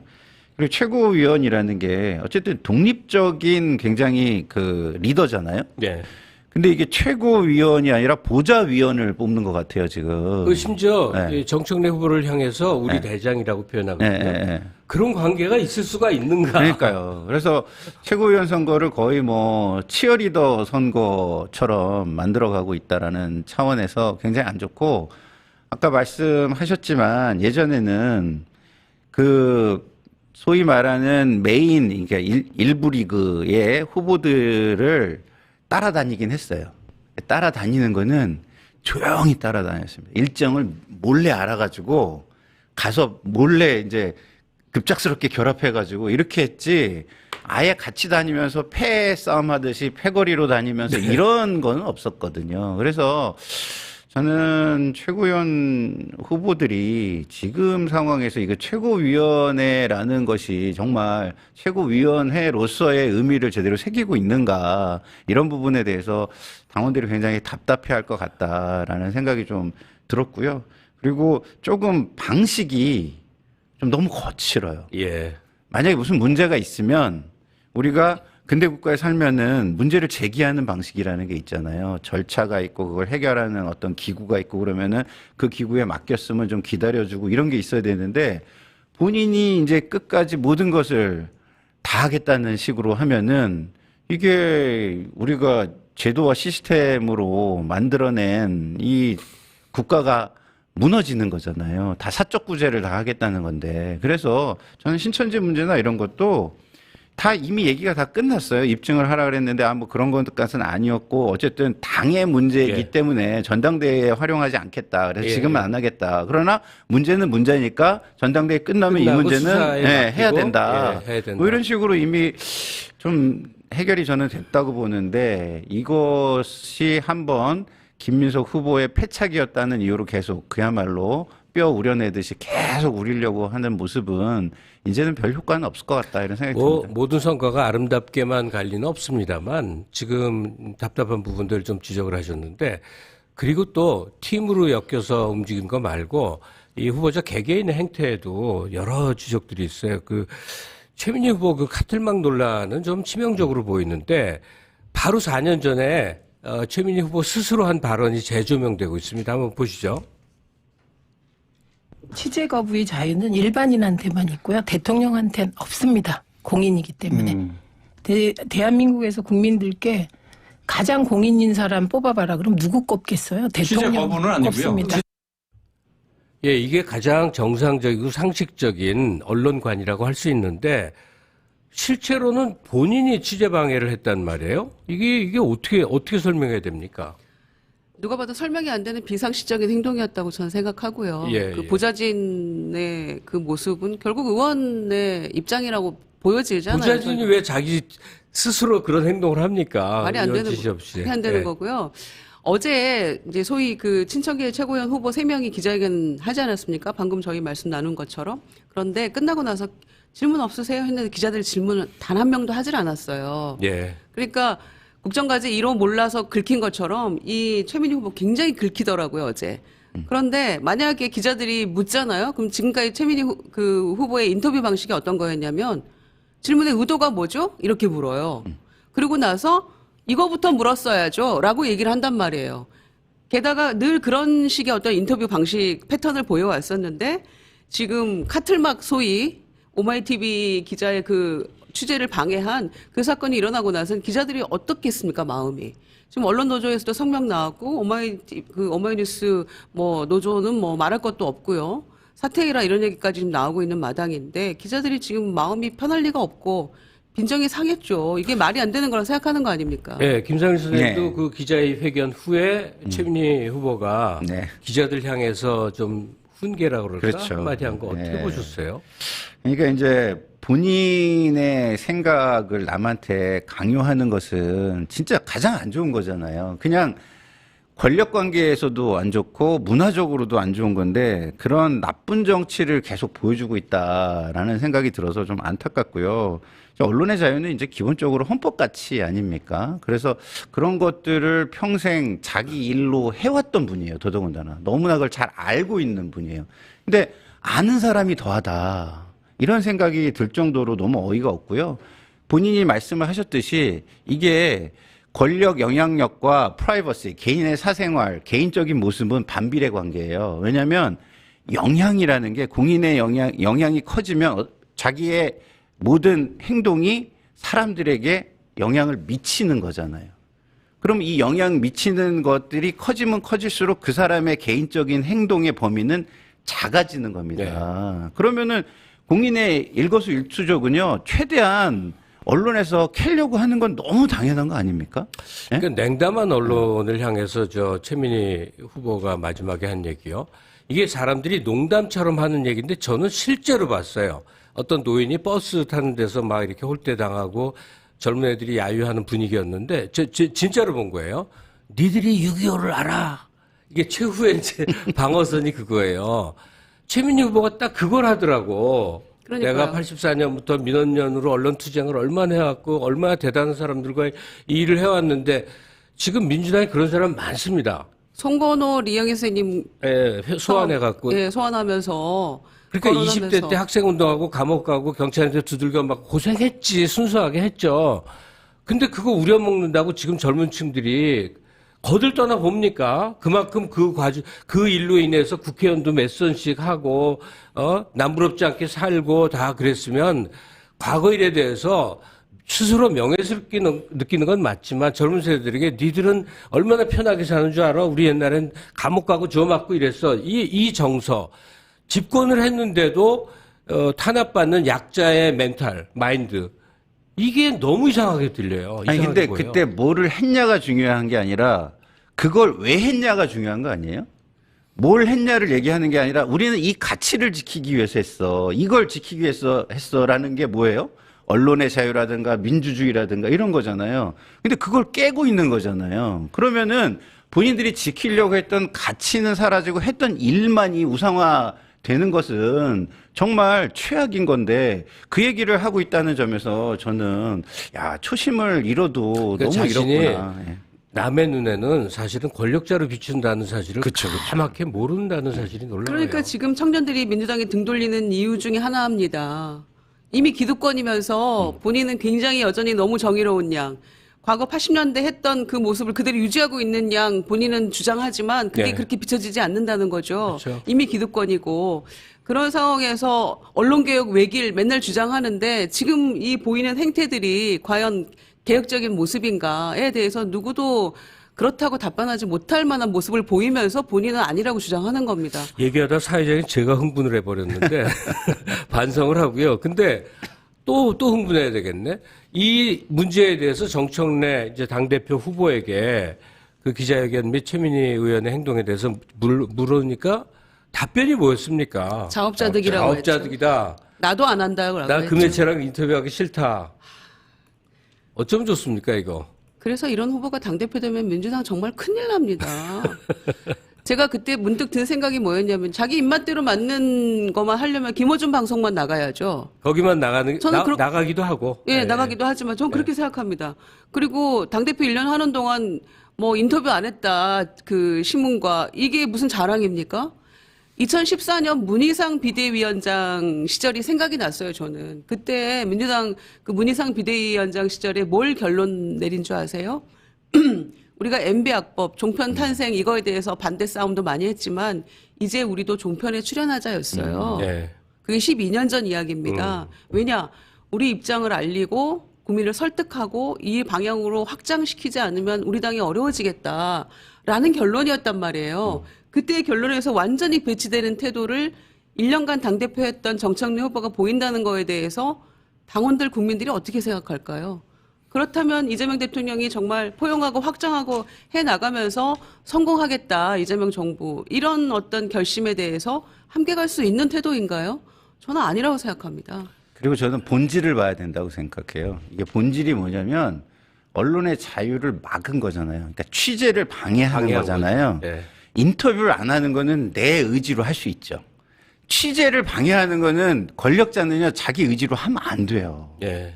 그거는 해서는 안 되는 겁니다. 일종의 폭력이죠. 그렇죠. 네. 그렇기 때문에 저는 지금 자업자득이라는 이 말 그리고 인터뷰는 안 한다. 이거는 본질을 그냥 호도하기 위해서 한 말이다. 저는 이렇게 느낍니다. 보세요. 그 전당대회장에 출입 허가 받고 이 프레스 카드 걸고 들어오는 기자들이에요. 그렇죠. 그러면 어떤 것도 취재 자유가 있는 겁니다. 그런데 그걸 방해한 거잖아요. 그 A4 용지로 막 카메라를 저는 그런 모습을 제가 정치권에 30년 넘게 훨씬 있었지만 처음 보는 장면이 있을 수 없는 일이라고 저는 생각합니다. 어쩌자고 30년을 넘게 정치를 산전수전 공중전까지 다 겪으시고. 그리고 우리가 기자라고 한다면 카메라를 들이대는데 그거를 아무데나 들이대서 1시간을 돌린다고 생각해봐요. 회사 가서 혼나죠. 다 카메라를 들이대는 이유는요. 가치가 있는 곳에 가는 겁니다. 그러면 최민희 의원을 조명했다. 그러면 그건 왜겠어요? 최민희 의원이 다른 후보들과 다르게 행동을 하기 때문에 들이대는 거죠. 예? 그리고 이게 이제 국회의원의 개별 행태로 보여지는 게 아니라 민주당은 저래. 그럼요. 더 나아가서 민주당 정권이 잡으면 다 저래.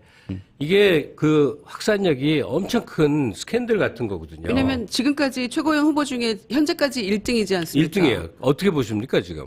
그런데 박쥐 얘기하고 일베 얘기하고 서미아 후보에 대해서 악수 패싱하고 카틀막하고 야 민주당의 최고위원 후보 중에 저 사람이 1등이야? 라고 묻는데 그래서 수석 최고위원이 돼서 매일매일 언론에 당대표 옆에 얼굴을 비춘다. 그렇죠.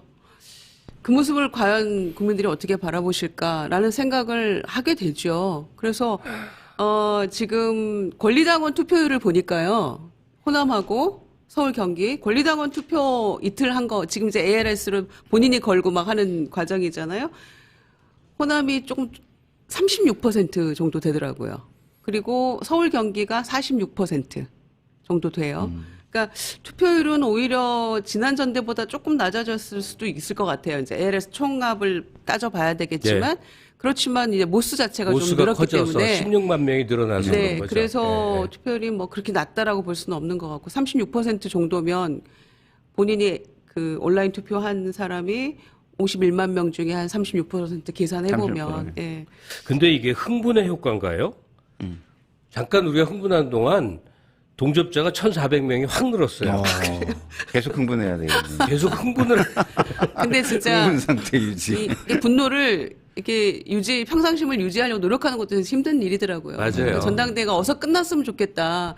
이런 분들도 많이 계세요. 품위 있는 정당, 강력한 정당, 꾸준한 정당으로 뭔가 국가 의제들을 막 실현하는 모습을 보고 싶은데 말 한마디 갖고 치아가 오르니 그러니 뭐 하여튼 계속 이 싸움이 벌어지니까 그렇습니다. 근데 흥분의 와중에 예정된 시간은 그냥 후다닥 지나가 버렸거든요. 이제 진짜 D-3이어서요. 뭐 질문 다 던져놓고요. 한번 예상을 좀 해봐 주십시오. 먼저 김상일 평론가님이 결국 이 전대는 어떻게 결말이 지어질 것 같다? 저는 이제 기본적으로 정청래 후보 측에서 계획했던 모든 목표와 전략이 틀어지는 방향으로 가고 있잖아요. 그러니까 첫 그 경선은 소위 말하는 뉴햄프셔 효과라는 걸 거두기 위해서 충청을 먼저 하고 부울경을 한 건데 그게 틀어졌어요. 그리고 그 다음에는 오히려 작지만 그 갭이 벌어졌어요. 이런 모멘텀이 아예 김민석 후보로 좀 넘어가는 상황이라서 제가 볼 때는 이 흐름대로 간다면 제가 볼 때는 점점 더 좀 벌어지는 상황이 올 것이다라는 생각이 들고요.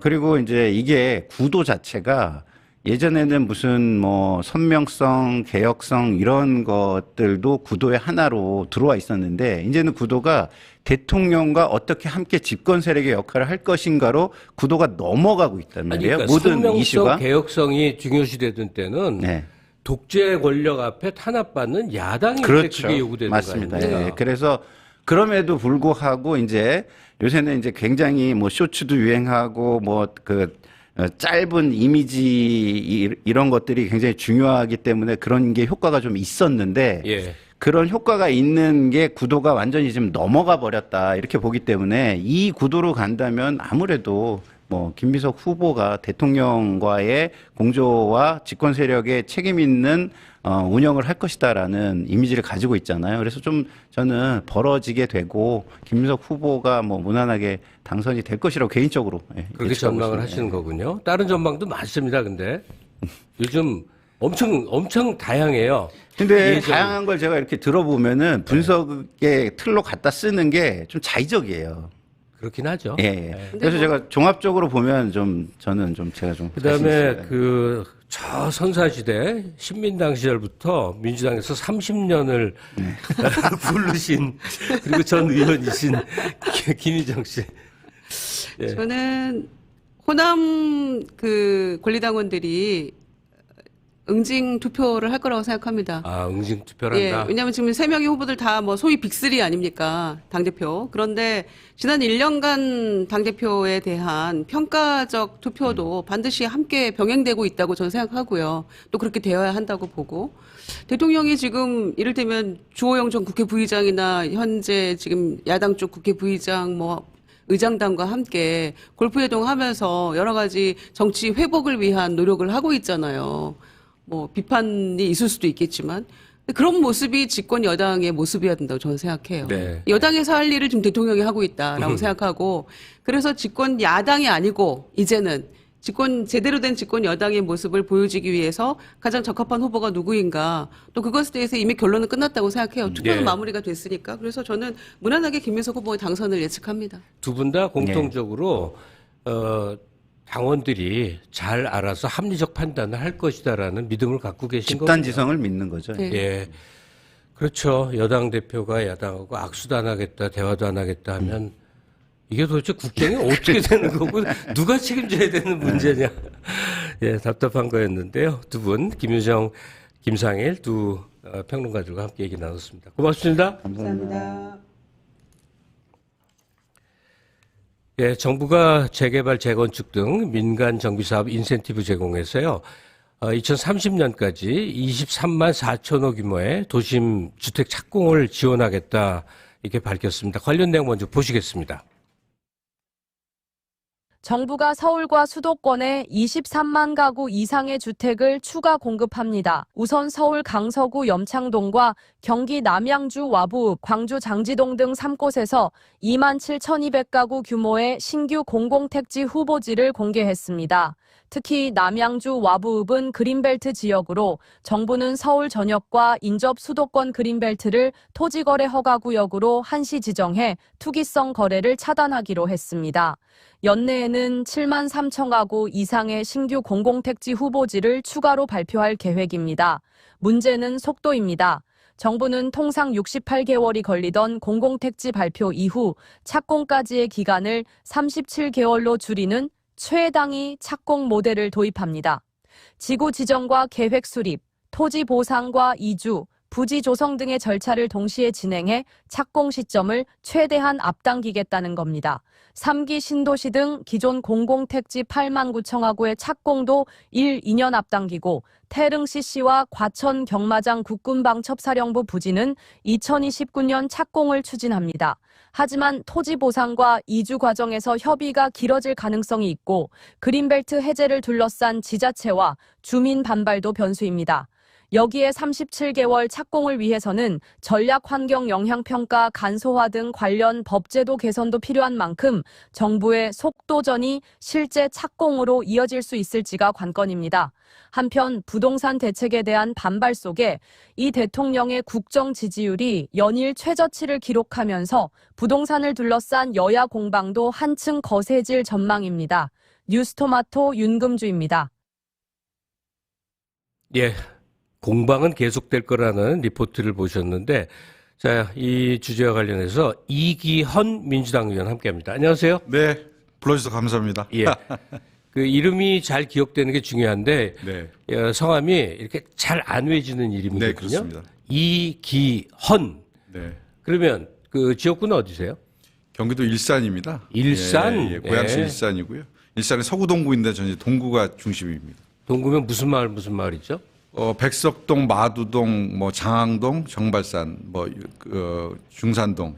근데 지역을 이렇게 나눠서 얘기하면 좀 그런데 그 일산 사람들이 소위 말해서 지적 수준이 높은 동네거든요. 네, 그렇습니다. 그러니까 쉽지 않겠어요. 제가 뭐 많이 배우고 있습니다, 항상. 예, 언어 쓰는 것도 그렇고, 예, 그 지역마다 특성이 있는데, 자, 이 대통령이 주택 공급과 관련해서 현실의 제약 요소가 많이 있죠. 여기에 관련해도 설명을 하면서 총력전 나서겠다는 대통령 관련한 얘기 들어보겠습니다. 공급 정책의 경우에는 현실적인 제약 요소도 많습니다. 또 소요 기간도 길어서 더욱 특별한 각오를 가지고 전방위적인 공급 총력전에 나서야 됩니다. 예, 이와 관련해서 어제 정부가 부동산 금융 종합 대책 단행했습니다. 이게 제가 금융을 포함해서 경제 쪽은 굉장히 잘 알아듣질 못하는 사람이거든요. 네. 정치 공방이라면 한 수 거들 수도 있는데, 그러니까 제가 알아들으면 우리 시청자들도 다 함께 한 거예요. 네.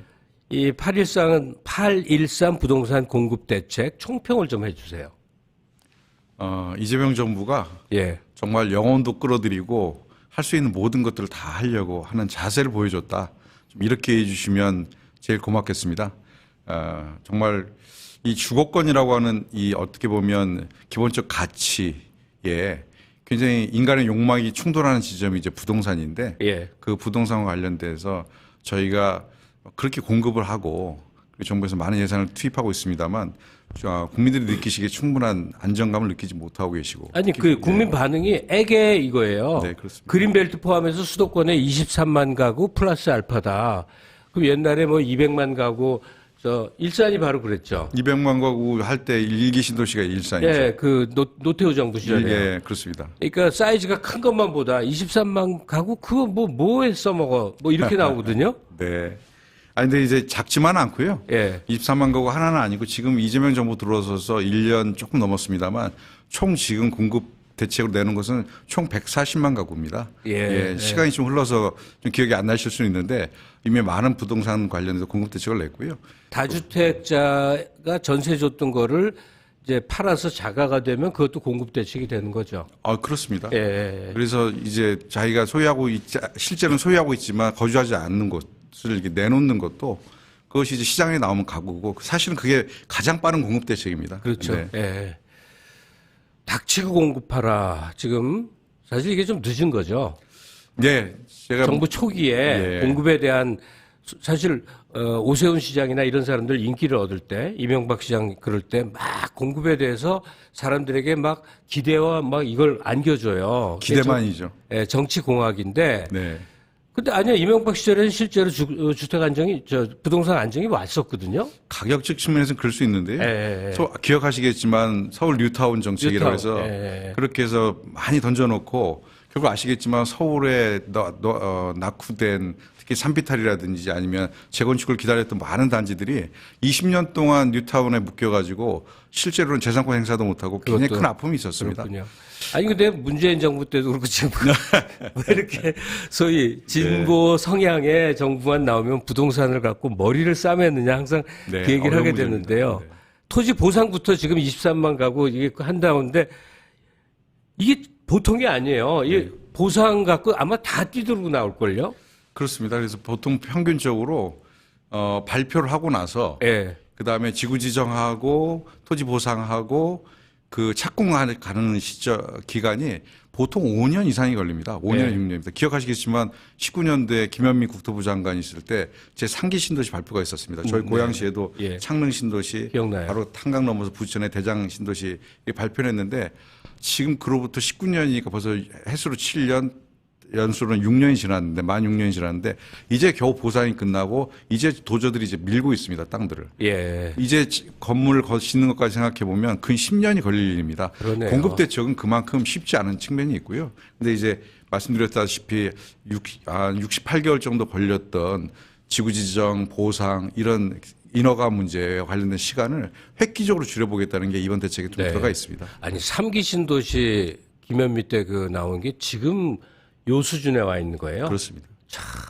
그러니까 주택 문제, 부동산 문제는 정말 어려운 거예요. 심리에도 영향을 미치고 그래서. 그렇습니다. 예, 정말 잘해야 되는 것 같은데 뭐 서울시는 지금 이 대책에 대해서 일단 그린벨트 해제도 반대한다. 뭐 당연히 반대부터 하고 나온 거잖아요. 정치적 이유죠. 예, 예. 금융당국이 30조의 추가 가계대출 여력을 금융권에 열어준다. 네. 제가 지금 잘 모르고 질문하는 거예요. 네. 예. 그러면 주택 주담대죠. 주담대 받으려는 실수요자들이 이 체감할 수 있는 효과가 그거 갖고 되냐. 오픈런, 찾아서 네, 네. 뛰고 달아난다. 이 우려가 또 뭐 와글와글 나오는 거 봤습니다. 그러니까 가계 대출 문제죠, 대출. 네, 네. 대출을 꽉 막아놓으니까. 네. 지금 사실은 가계대출 총량 규제가 있었고요. 예. 그게 이제 은행 정부 가계대출 부분에서 뭐 1.5% 정도였는데 3%까지 여유를 좀 두고 그래서 30조의 추가 여력이 생긴 겁니다. 그래서 30조인데 좀 부족할 수 있습니다. 하지만 저는 30조가 다가 아니라고 생각하고요. 예. 신규 주택 공급 관련돼서 특히 이제 중도금 대출이라든지 이런 집단 대출 관련돼서는 여력이 더 있다고 생각합니다. 그래서 일반 가계대출과 부동산 공급으로 인한 대출을 분리시켜서 진행할 예정이고요. 30조가 좀 더 추가된다 하더라도 부동산 공급과 관련된 금융지원 문제는 정부가 좀 머리를 싸매고 대책을 마련한다고 저는 알고 있습니다. 근데 일종의 부동산 지원에 관련돼서 30조는 작다고 느껴지죠. 신규 대출이니까요. 예. 가계대출하고 좀 다른 개념입니다. 다른 그래서 걸로. 예. 일단은 숨통을 좀 틔울 수 있고요. 예. 또 청년 세대들 관련돼서는 또 별도의 또 룸들이 있기 때문에 이번에는 좀 공급 대책 관련해서는 핵심은 속도고요. 그다음에 취약계층인 청년들에게 더 많은 혜택이 가도록 이렇게 좀 설계한 것 같습니다. 예. 전대에도 이런 부동산 정책이 토의에도 오르긴 했거든요. 네. 그러니까 정청래 후보 측에서 이 LH 정상화부터 해놔라 뭐 이렇게 얘기를 하는데 김무성 후보를 굉장히 공격하는 그런 건데 LH나 한국주택토지공사 뭐 이런 데들의 역할이 그동안 굉장히 반감을 사오고 내부 뭐 문제도 많았지 않습니까? 그렇습니다. 예, 그러니까 민간에 대한 오히려 기대와 이게 더 큰데 이 공방은 어떻게 이해하시면 됩니까? 김민석 총리가 전직 총리였기 때문에 내각을 총괄하다 보니까 이제 연대 책임을 물은 것 같습니다. 공급 대책 관련돼서 특히 그것을 집행하는 LH공사가 부실화되고 그리고 실질적으로 일을 제대로 못하고 있는 거 아니냐라고 하는 공세인 것 같은데 저는 정치적 공세인 것 같습니다.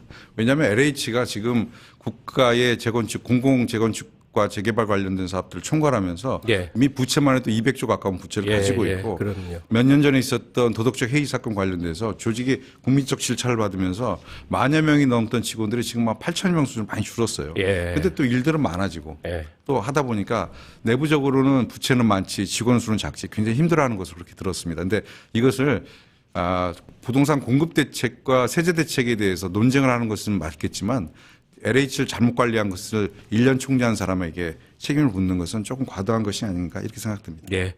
사실 LH에 대해서는 사람들이 할 말이 많아요. 그렇습니다. 네, 기대도 했었다가 이게 뭐냐 이런 건데 이야기를 좀 현안 쪽으로 바꿔보겠습니다. 이제 전당대회요. 뭐 과열에 대해서 이 말 저 말 하십니다만 이기현 의원의 시선에서는 어떻게 보이십니까? 집권 1년 차에 지방선거가 있었어요. 지방선거 패배와 관련돼서 패배를 인정하느냐 인정하지 않느냐 그렇다 패배라고 하면 책임이 누가 있느냐 이러한 논쟁이 전당대회와 같이 맞물리면서 에스컬레이트 된 측면이 굉장히 강한 것 같습니다. 이재명 대통령이 높은 지방선거 지지도가 후에 확 바뀐 거 아니에요? 그렇습니다. 지지율이며 보며. 지방선거 직전에 66%까지 올라왔던 MBS 여론조사가 지금 어제 49%뭐 이렇게 떨어지고 있지 않습니까? 사실은 지방선거에서 저희가 성과를 못 내고 패배한 측면도 있지만 그 뒤에 당내 분열이 이것을 더 가속화시킨 측면이 있습니다. 맞습니다. 대통령이 더 부담을 드린 것 같고 저는 이제 다음 주 월요일 곧 끝나게 되는데 지금의 갈등 구조를 가능한 빨리 끝내고 전당대회 위에 수습하고 대통령을 잘 모시고 이재명 대통령이 국정과제로 내는 것들을 당이 충분히 뒷받침하면서 이재명 정부의 성공의 길로 가야 되지 않겠습니까? 근데 그건 기대시고 실제가 어떻게 될 거냐 하는 건데 전당대회 이후에 어느 쪽이든 이제 지도체가 정립이 됐어요. 그러면 이게 이상하게 두 파로 나뉜 것처럼 돼버렸단 말이에요. 그러면 안 된 쪽에서 여러 가지 어깃장이라든지 반대 행동이라든지 있지 않을까 우려가 돼서들 많이 그 얘기를 해요. 아까 출연자들도 집단지성도 얘기해 주시고 그랬는데 예. 민주당 DNA가 하나가 있습니다. 위기 때 정말로 죽을 것 같으면 죽지 않으려고 단결했던 DNA가 있습니다. 저도 당자 생활까지 포함하면 35년 정도 일을 했는데 그동안에 여러 위기를 극복했던 과정이 있습니다. 그리고 집권당이 된 뒤에 이재명 대통령이 이제 1년 차인데 저희가 분열할 수는 없습니다. 그것에 대한 생각은 이제 곧 오픈되는 호남 지역 당원들의 생각 그리고 예. 이제 일요일 날 오픈되는 경기 그리고 서울 지역 당원들의 생각 전체로 보면 72% 정도가 권리당원이 모여 있는데요. 저는 이 결과가 보여주지 않을까 이렇게 생각합니다. 그러니까 전대 이후에 그 말씀을 수용하고 싶어요. 네. 다들 지혜롭게 해결해 나갈 것이고 또 원만하지 않는 당청 관계도 잘 풀어 나갈 수 있을 것이다. 네. 이런 기대를 하면 그 당이 무슨 일을 해야 되는가? 이재명 대통령 하에 이 청와대가 정부가 어떤 계획을 갖고 있는지는 우리가 매일 일상적으로 네. 접하고 그러니까 한국을 한 단계 더 도약시키기 위한 프로젝트들을 지금 하고 있잖아요. 네. 근데 당의 역할을 잘 모르겠거든요. 만약에 바람직하게 된다면 당은 어떤 역할을 해야 될까요? 네, 정치하는 것이 기본이라고 생각합니다. 당은 정치하는 조직이고요. 예. 정치인들이 만든 것이어서 지금 사실은 정치가 존재하지 않는 것처럼 보입니다. 예, 예. 그래서 여야 정치도 중요하고 아니 당내 여야가 정치도 대화하는 모습 자체가 아예 실종됐어요. 당내에서도 그런 측면이 있어서 저는 이번에 뭐 당선되는 당대표가 있으면 저는 강하게 탕평 인사를 좀 주장하려고 생각합니다. 네, 네. 당내에서 나를 밀었건 안 밀었건 관계없이 적재적소에 일할 수 있는 사람들 배치해야 된다고 생각하고요. 여야 관계도 마찬가지로 생각합니다. 지금 이제 하반기 국회가 구성이 됐는데 예. 여야가 지금 이렇게 대화 없이 국회를 운영하는 데 한계가 있습니다. 저는 그 문제에 있어서 정치력을 발휘해 주실 분들이 포진될 것이다 이렇게 믿습니다. 근데 그 이기현 의원께서 네. 앞으로 정치를 계속 해나가셔야 되잖아요. 그러면 이런 그 옛날 전통적인 방송 말고 이런 데서도 이제 굉장히 얼굴을 비추셔야 되거든요. 네. 그러면 이렇게 전반적인 아웃라인보다 네. 구체적인 사례를 들어서 사람들을 좀 찌릿찌릿하게 만들어야 됩니다. 명심하겠습니다. 제가 당직자를 오래 하다 보니까 약간 조심하시죠. 공직자 마인드가 있어서 그런 것 같습니다. 예, 그걸 좀 탈피를 하셔야 되는데 네, 고맙습니다. 이게 왜 그러냐면 당장 우리 동접자라고 그러죠. 네. 이걸 동시간대 보고 계신 분들도 민주당 내에 예민한 문제들이 등장하면 막 올라가서 집중해서 보고 댓글들 달고 막 제 욕도 하고 막 그러세요. 네. 그게 관심의 표현 아닙니까? 그러면 지금 말씀하신 것처럼 전당대회 끝나면 원활하게 잘 해나갈 겁니다. 이건 그냥 말일 뿐이죠. 내부에 잠복한 갈등 요소에 대해서 피를 흘리더라도 수술을 하고 예견을 해서 사전 마감을 하고 이런 것들을 다 생각을 하거든요. 이게 좀 어떤 조치가 필요한가? 저는 솔직히 말씀드리면 예전에 저희가 민주당이 두 가지를 가지고 당 노선을 갖고 현대화된 노선을 싸웠거든요. 네. 당원 중심의 정당 할 건지 아니면 대중 정당 할 건지. 네, 네. 그런데 그 결론을 못 내린 상태에서 노무현 대통령 후반기서부터 당원 중심 정당으로 큰 틀을 잡았습니다. 그 의미가 뭘까요? 대중 정당이냐, 당원 중심 정당이냐는? 당원 중심 정당 같은 경우는 이제 유럽식 정당인데 유럽식 정당. 당비를 내거나 당에 가입한 당원들이 모든 것을 결정하는 예. 그런 구조이고요. 대중 정당의 경우는 이런 당원의 구조에 의지하지 않고 일부 선택받은 엘리트 정치인들이 국민 정치의 여론을 기반으로 해서 정치를 했던 이 미국식 구조이죠. 예. 이 두 가지 충돌했는데 결국 저희가 당이 취약하다 보니까 여야가 할 것이 다 그랬습니다. 옛날에 통법부였잖아요. 군사정권 시절부터. 네. 그러다 보니까 당의 주인을 한번 당의 시스템을 만들어 보자고 해서 당비를 내는 당원들을 중심에 세워보자라는 논리가 있었는데 저는 이게 당원 중심주의로 지금까지 왔습니다. 이재명 대통령도 얘기하셨고. 그러니까 1인 1표도 그렇습니다. 당원 중심주의의 마지막 결론처럼. 저는 이 제도에는 분명한 한계가 있다고 생각합니다. 네. 당을 현대화하고 당의 시스템을 만드는 데는 역할이 있습니다만 한반도는 분단 사회이고 그리고 정치 과잉이 존재하는 국가입니다. 이 구도에서 1인 1표제의 정당이 그 의사결정 구조로만 운영된다고 하면 저는 한계에 봉착할 수밖에 없다. 아니 그러니까 당장 말이에요. 언론에서 쓰는 표현이에요. 당심과 네, 민심이라고. 민심이 괴리를 불러일으킨다. 그럼 그 당 큰일 나는 거 아니에요? 더군다나 집권당이 민심하고 괴리돼 있으면 어쩌자는 거예요. 그 선생님도 인정하시겠지만 유럽 정치도 그렇고 미국 정치도 그렇고 우리 한국 정치도 양극화되고 있지 않습니까? 그것이 더 극단화되고 아주 심하고 있고. 예, 그렇습니다.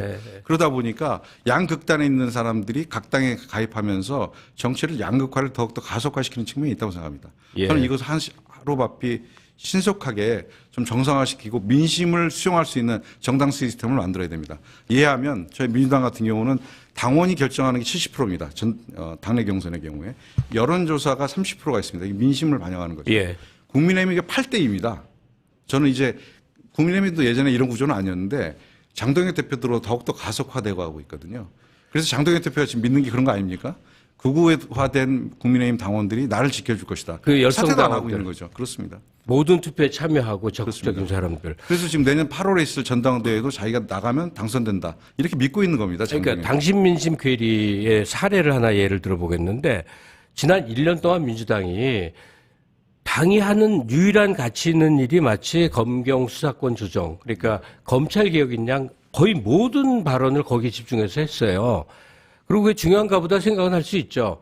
근데 생활하는 연희 사람들이 자기 무슨 뭐 수도세 무슨 뭐 그 뭐 여러 가지 생활상에 필요한 거에 대한 집권 여당의 관심도 하고 너무 동떨어져 보이지 않을까요? 맞습니다. 그리고 더구나 대통령이 검찰로부터 굉장히 많이 핍박을 받았으니까 그 집권한 측의 권력과 검찰이 서로 그냥 세력 싸움하는 거지 우리 서민들의 생활하고 도대체 관계가 없네 복수하려고 듣는 것뿐이지 이렇게 생각할 수 있단 말이죠. 그런 측면이 굉장히 있습니다. 검찰개혁이 정치개혁의 주요한 의제였다고 하면 신속하게 필요한 부분만큼 그리고 우리가 100점의 점수가 있다면 80점, 90점에서 마무리하고 정리를 했어야 되는데 이것을 뭐 보안수사권이라는 게 사실은 검찰개혁에서 보면 굉장히 작은 부분입니다. 예. 완성도 작은 부분인데 저희가 했던 개혁이 다 뭐 물거품이 되느냐 이렇게 치환해서 얘기하시는 정치인들이 꽤 계셨어요. 저는 거기에 좀 동의하기 어렵습니다.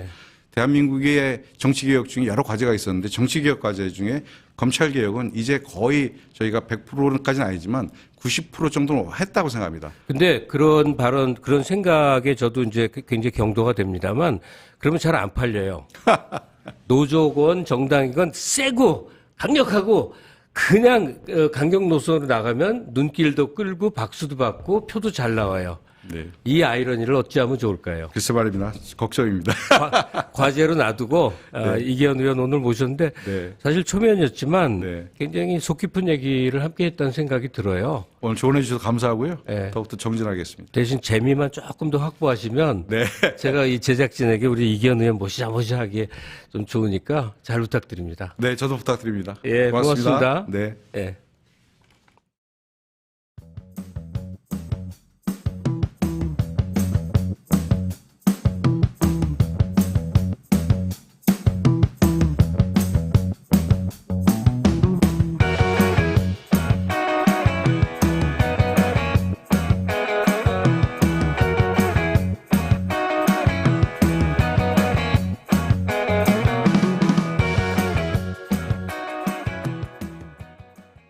예.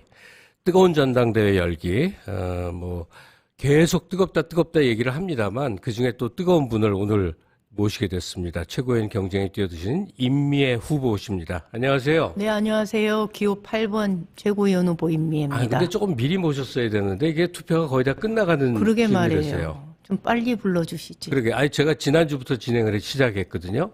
네네. 이제 얼마 안 돼서, 두 분 얘기가 이 전당대회 과정에서 제일 많이 얘기돼요. 서미호 후보, 임미애 후보. 그런가요? 예. 그리고 저는 개인적으로 이제 임미애 후보님의 발성 있잖아요. 네. 애심으로 얘기하는 거. 이게 우리의 제대로 된 발성이거든요. 근데 요즘은 이쁘게 보이려고 목으로 에에에에 이렇게 얘기하는 거. 그 동남아 발성이 어떻게 보편화됐어요. 20대 층에게. 네. 몰랐어요. 네. 임미애 의원의 목소리를 들어봐라. 좀 그렇게 얘기하고 싶었는데, 좀 많이 받았으셨을 만한 질문이지만, 좀 정리하는 입장의 질문을 드리겠습니다. 일단 최고위원에 도전하시게 된 계기가 있을 거란 말이에요. 네. 도전을 하겠다고 결심하게 된 건 사실은 개인의 결정이라기보단 저도 지역사회에서 정치를 오랫동안 해왔기 때문에 지역의 당원들의 요구가 있었다라는 말씀을 드리고, 당원들이 그럼 왜 그런 요구를 했냐 하면, 사실 지금 민주당이 막 말로는 되게 개혁적인 것 같고 말로는 되게 뭐 이렇게 가면 이길 것처럼 막 얘기를 하지만 정작 이기기 위해서 무엇을 해야 되는지 모르는 것 같다라는 게 저희 대구 경북의 당원들이 보는 눈이에요. 네. 단적인 예로 작년에 대통령 선거 우리 치렀지만 우리 김문수하고 이준석의 표를 합치면 이재명 후보보다 25,000표가 더 많아요. 많아요. 예. 그걸 잊어먹고 있는 거예요. 예. 그러니까 우리가 이 정부를 성공시키기 위해서 무엇을 해야 될 것인지를 사람들이 다 잊어먹고 있는 것 같다. 결국은 대구 경북을 중심으로 한 영남권의 그 유권자들을 설득해내고, 그리고 합리적인 중도층들을 우리 측으로 끌어당기지 않으면 민주당이 이기는 건 불가능하다. 민주당이 만약에 지게 되면 안정적으로 개혁을 해내가는 것도 불가능하게 될 것이다. 이런 절박감이 저희한테 있었던 거죠. 그리고 아무리 해도 한 20% 내외 지지만, 뭐 김대중 대통령도 네네. 20% 심지어 밑으로 떨어지고 그랬는데, 그 시절에 비해서는 상당히 가능성이 많이 높아졌는데 올라왔죠. 사실 당에서는 좀 방치하는 측면도 있죠. 그렇죠. 이번에 그 대표적으로 김부겸 후보의 경우 58만 6천 표예요. 놀라운 거죠. 예. 한 번도 얻어보지 못한 표예요. 예. 그리고 대구에 나가면 많은 사람들이 내 태어나서 당선될 줄 알고 처음으로 민주당 후보를 찍었다 그래요. 찍을 때는 이재명 정부에 대한 기대감이 있었던 거예요. 그럼 이 사람들 우리가 그냥 내버려 둘 것이냐. 대구시장 당선되지 못했으니까 많은 커뮤니티에서 그런 얘기 하잖아요. 저기는 따로 띄어서 어디다 보내버려야 돼. 막 이런 얘기들 많이 하잖아요. 부담 뭐 어쩌고. 그럴 때 저희 너무 아파요. 그 58만 표를 지키면서 더 살을 붙여가야 될 거 아니에요. 붙여가야지요. 근데 그런 위기감이나 그런 전략을 전혀 염두에 두고 있지 않았던 지도부가 저는 바로 직전 지도부였다라는 생각을 하는 거죠. 네. 그러다 보니까 이 최고위원 출마 자체 과정에도 조직이나 뭐 여러 가지 배경 없이 없어요. 그냥 생으로. 네. 저보고 누가 왜 친석계에서 너 팽한 거 아니냐 뭐 이런 얘기 하는데 그거 다들 모르고 하시는 말씀인데요. 예. 저는 현 지도부는 바뀌어야 된다라는 거고. 그럼 나머진 두 분이에요. 그렇죠. 그런 상황에서 그나마 그래도 이재명 정부와 손발 맞춰서 일해본, 그리고 국정 운영의 능력이 그래도 검증이 된 그런 후보에 대한 선호가 있었던 거고, 그리고 제가 조직이 없다 보니 어디에 당원들을 동원할 수 있는 능력이 없잖아요. 그러면 기존의 후보들이 가서 판 깔아놓은 데 가서 저도 제 얘기를 할 수밖에 없는 거거든요. 네. 아니 그러니까 제가 보기에도 팀 정청래는 과정이 그동안 어땠든 간에 확실하게 이제 한 계파처럼 모습을 보이는데, 네. 가령 박선원 후보만 해도 송영길 후보랑 훨씬 더 인간적으로 가깝다는 거고, 다들 서미화 후보도 뭐 김민석 후보랑 무슨 연고도 없는 거고, 없어요. 예, 마찬가지로 임명 후보도 그렇고, 그러니까 지도부 교체에 따라서 대표 주자를 김민석으로 치자. 그래서 같이 움직여야 된 거지.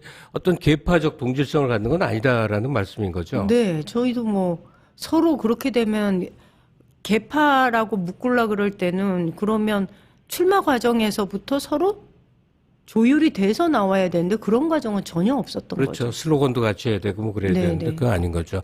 사실은 그게 항상 해왔던 일반적인 네. 선거고 어쩌면 당연한 건데 말이에요.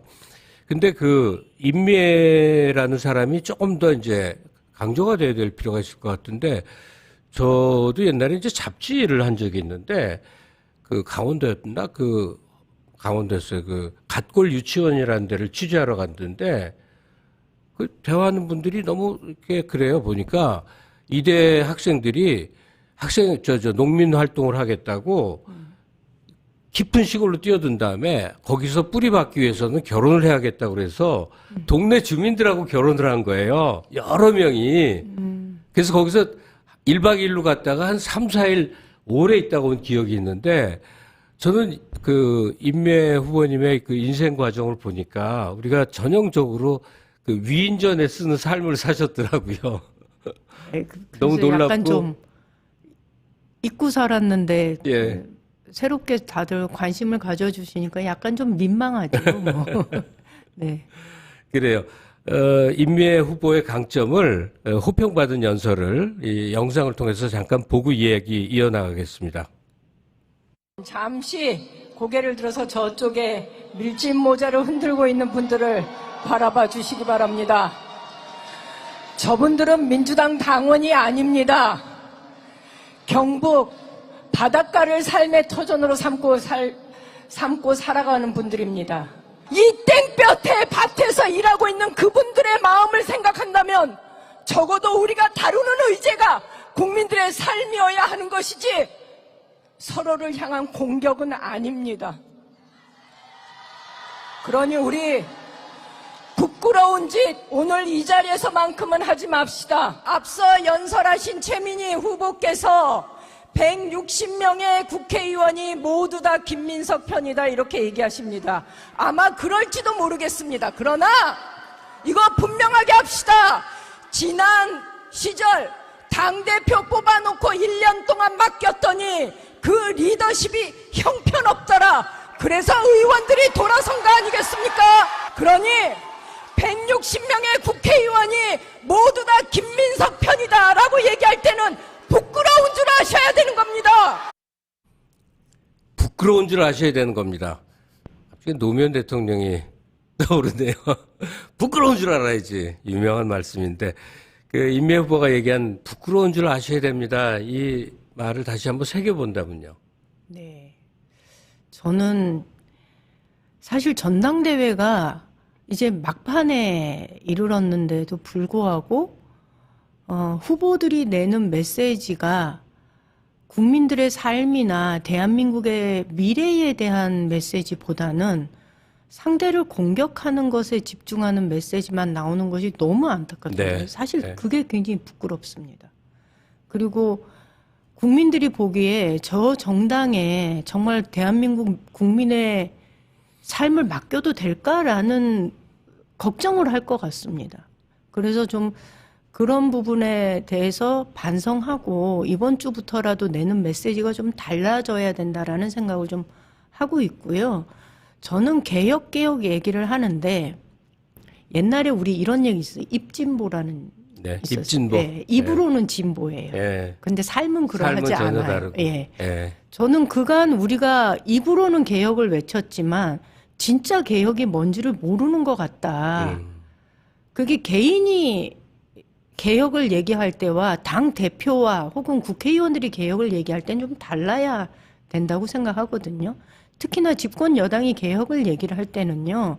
저는 그 개혁이라는 게 입진보에 머무르지 않으려면 국민적인 지지와 공감을 그럼요. 바탕으로 해야 이게 저는 개혁이 진정한 개혁으로 이루어진다 이렇게 생각하거든요. 근데 그런 면에 있어서 저희는 지난 1년 동안 그런 모습을 보이지 않았습니다.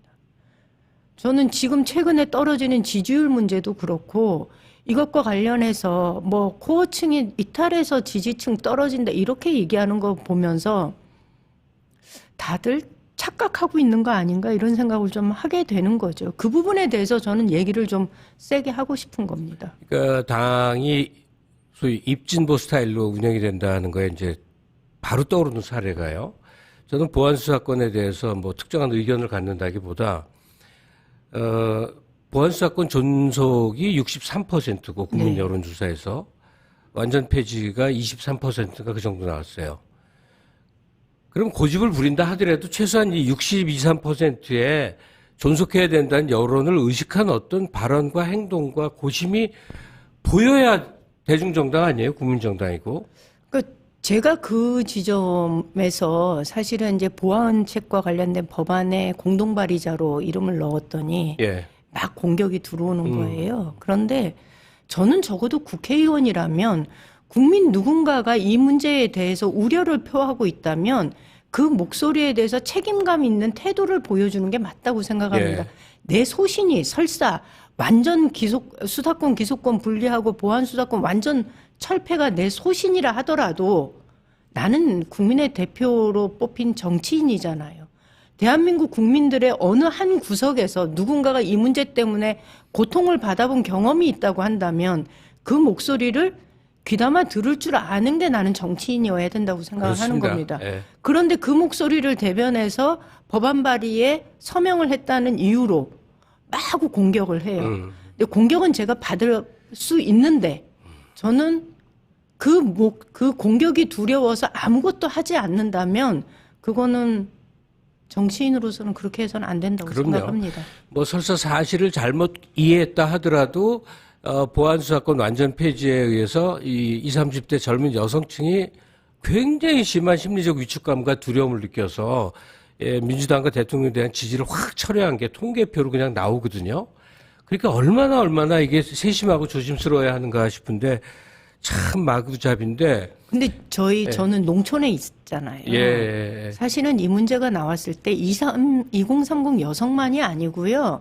농촌 사회에 사는 어르신들이 저한테 굉장히 많은 연락이 왔었어요. 네. 뭐냐 하면 지역에 제가 이 문제를 의총에서 여러 차례 얘기했는데 왜 자꾸 수도권의 특수부 중심으로 검찰개혁 문제를 다루냐. 네. 지방에 경찰들이 지역사회에서 이게 인사이동도 없어요. 예. 그러면 지역의 토호 세력들하고 결탁해서 소위 암장 사건들도 굉장히 많은 거예요. 그로 인한 민생사범들의 피해자들이 얼마나 많은지 몰라요. 그래서 제발 눈을 수도권에만 두지 말고 전국적으로 확대해서 경찰이 권력이 제대로 견제받지 않았을 때 발생할 수 있는 문제가 뭔지 이걸 한번 좀 들여다 봐달라. 내가 그 분야의 전문가는 아니지만 우리 지역에서 이런 목소리가 있다라는 얘기를 여러 차례 했는데 그게 잘 안 되는 거죠. 그렇네요. 검사들은 그러나마 한치 위에 있었는데 경찰은 우리가 삶에서 늘 부딪히는 존재잖아요. 그렇죠. 그만큼 경찰이 갖고 있는 지금은 예전하고 비하면 상상도 못합니다. 그러나 많이 좋아졌다 하더라도 지금 아직 경찰은 사람들이 일상적으로 느끼는 화난 지점이 굉장히 많거든요. 지금은 근데 살만하게 월급 나와요. 저 옛날에 경찰서에서 이제 막 나를 때리던 2.3이라는 형사가 지금도 생각이 나오는데 그날이 월급날이었어요. 그러니까 봉투를 탈탈탈탈 털어서 새끼들은 매겨야지 하면서 터는데 진짜 상상 초월의 적은 돈이 나오는 거예요. 그러니까 이건 뭐냐. 그때 기자들이 월급도 없을 때였어요. 신문사가 전부 다 월급이 없었어요. 그러니까 월급이 있는 신문사도 있는데 없는 데들이 있었어요. 다 뜯어먹고 살라는 거였거든. 근데 지금 어디 그렇습니까? 그리고 프라이드도 강하고. 근데 이 경찰의 문제점을 온 국민이 생활 속에서 느끼고 있는데 그렇게 경찰에게 뭐 커다란 권력과 권한을 줘도 되는 건가? 당연히 사람들이 걱정들을 할 텐데 이건 당이 너무나 신경을 안 쓰는 거 아닌가 이런 생각이 들었어요. 네, 이번에 아마 우려가 워낙 크기 때문에 저는 그래도 조금 기대감이 있는 건 정성호 장관이 그 문제를 행안부하고 협의해서 좀 잘 풀어내지 않을까라는 기대는 조금 갖고 있습니다. 예, 예. 근데 행안부 장관은 도대체 말이 없어요, 이 문제에 대해서. 그건 또 왜 그렇습니까? 그건 잘 모르겠습니다, 저도. 아니, 중수청을 가져가는 부서가 네. 한마디도 없어요. 자, 근데 뭐 얘긴 그렇고요. 이제 전당대회로 다시 와서요. 저는 그 임매 후보님이 갖고 있는 그 균형 감각에 대해서 참 기대를 하게 되는데 문제는 최고위원이 돼야 말이죠. 지금 7등이에요, 7등. 그러게요. 아유. 어떻게 될지 지금 이미 투표하신 분들이 더 많겠지만 또 남은 분들도 있어요, 수도권에. 네. 어떻게 하실 겁니까? 근데 이게 만약에 호남이 중간에 한번 들어갔거나 수도권이 중간에 한번 일정에 들어갔으면 추세가 달라지죠. 그렇죠. 달라지죠. 근데 이걸 왜 이렇게 다 뒤로 빼놨는지 좀 저는 개인적으로 많이 불만인데 제가 호남의 당원들을 만나면서 느꼈던 거는 이분들이 너무 고마워하세요, 저한테. 네.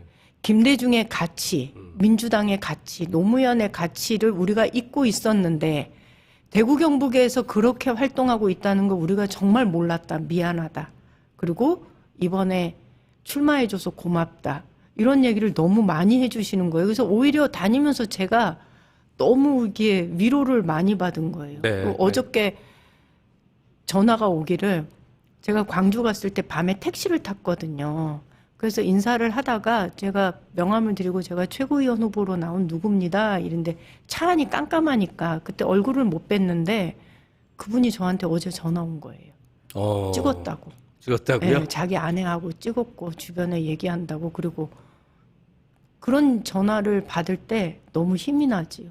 아름아름으로 이렇게 통해서 전해지는 그런 홍보가 굉장히 무서운 겁니다. 그러니까 저는 조직표가 아니고 뭐 어디 이 의원이나 이렇게 해서 조직된 표가 아니고 누군가 이제 이 당 활동을 하는 분이 나서서 자기 주변 사람들을 막 모아서 하고 또 그분들이 또 모아가지고 연락처 주고 그럼 또 전화 제가 하고 예. 이렇게 해서 선거운동 하는데 그분들 반응이 다 끝까지 띄워줘서 고맙다 예. 이 얘기예요. 그분한테는 좀 미안한데 정봉주 사례 좀 많이 언급하잖아요. 아, 네. 1등만 계속 달리던데 어느 날 아니겠구나 했을 때 그때 어디서 막 조직적으로 한 게 아니에요. 전부 아름아름으로 해서 말과 말이 퍼져나가면서 지도부에서 그냥 탈락시키는 그러니까 말과 말의 흐름이 굉장히 무섭구나 하는 걸 그때도 느꼈는데요. 어쨌든 지금 뭐 굉장한 싸움이 벌어졌지만 또 재밌기도 했는데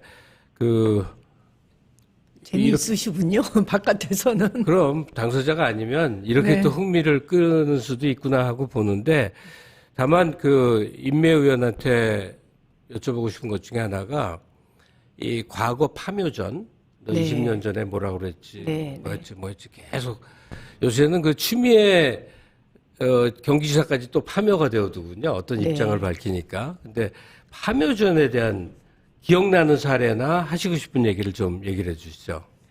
저는 이거 파묘 들어가면요. 네. 사실은 여기서 자유로울 사람이 어디 있겠어요. 이런 걸 꺼내는 것 자체가 정말 수준 떨어지는 공격이다.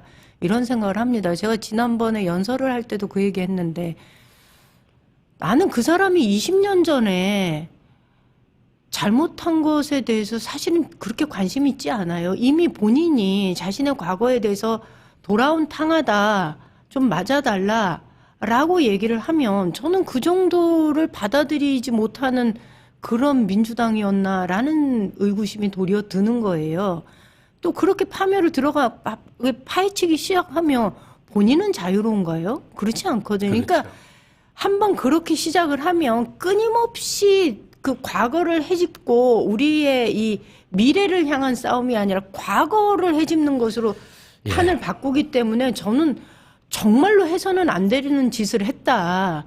만약에 그 사람이 뻔뻔스럽게 자신의 과오에 대해서 정당함을 주장하고 반성하지 않는다라면 그것을 나무랄 수는 있겠지만 싸움을 그렇게 우리 전당대회 전반을 그렇게 몰고 가는 거는 저는 어제 기자회견도 그랬거든요. 아니다. 그래서 좀 정신 차려라라는 얘기를 좀 하고 싶은 거고요.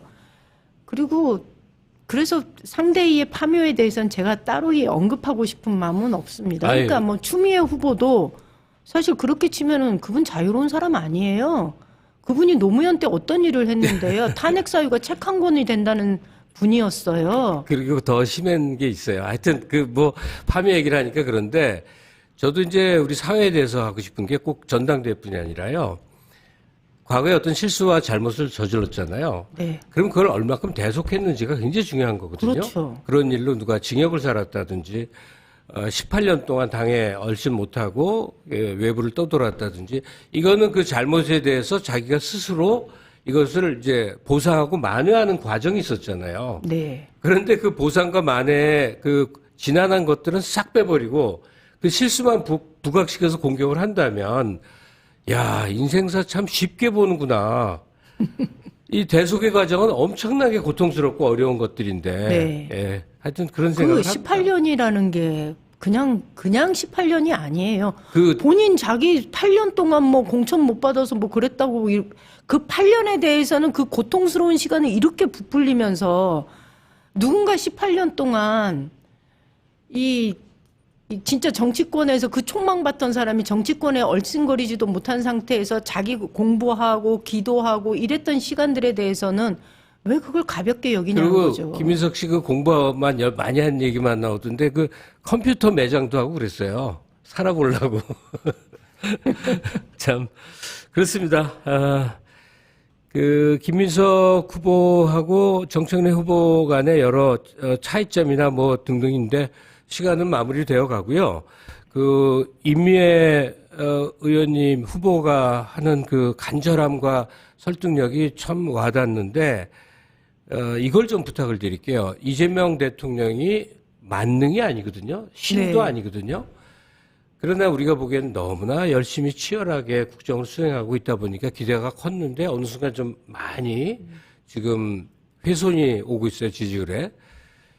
좀 뭐 구태여 쓴 소리가 아니어도 상관없습니다만 이 대통령에게 직언을 한다면 어떤 얘기를 좀 해주고 싶으세요? 저보고 직언을 하라 그런다면 저는 지금 국무회의가 생중계되는 방식을 좀 바꾸었으면 좋겠다라는 네. 생각합니다. 지금 지지율이 하락하는 원인이 아마 여러 가지가 있겠지만 그중에 전 하나가 모든 의제들이 관리가 되고 있지 못하다라는 생각을 해요. 그러니까 우리 대한민국 사회가 너무 시끄러워 보여요. 국내 정치 상황이.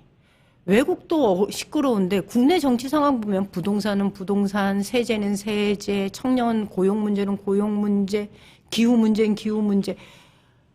어느 것 하나가 안심할 만한 구석 없도록 다 시끄러워. 난리죠, 난리. 네. 모든 분야가. 그런데 네. 그 모든 의제를 다 드러내면 국민들은 불안감에 빠질 수밖에 없습니다.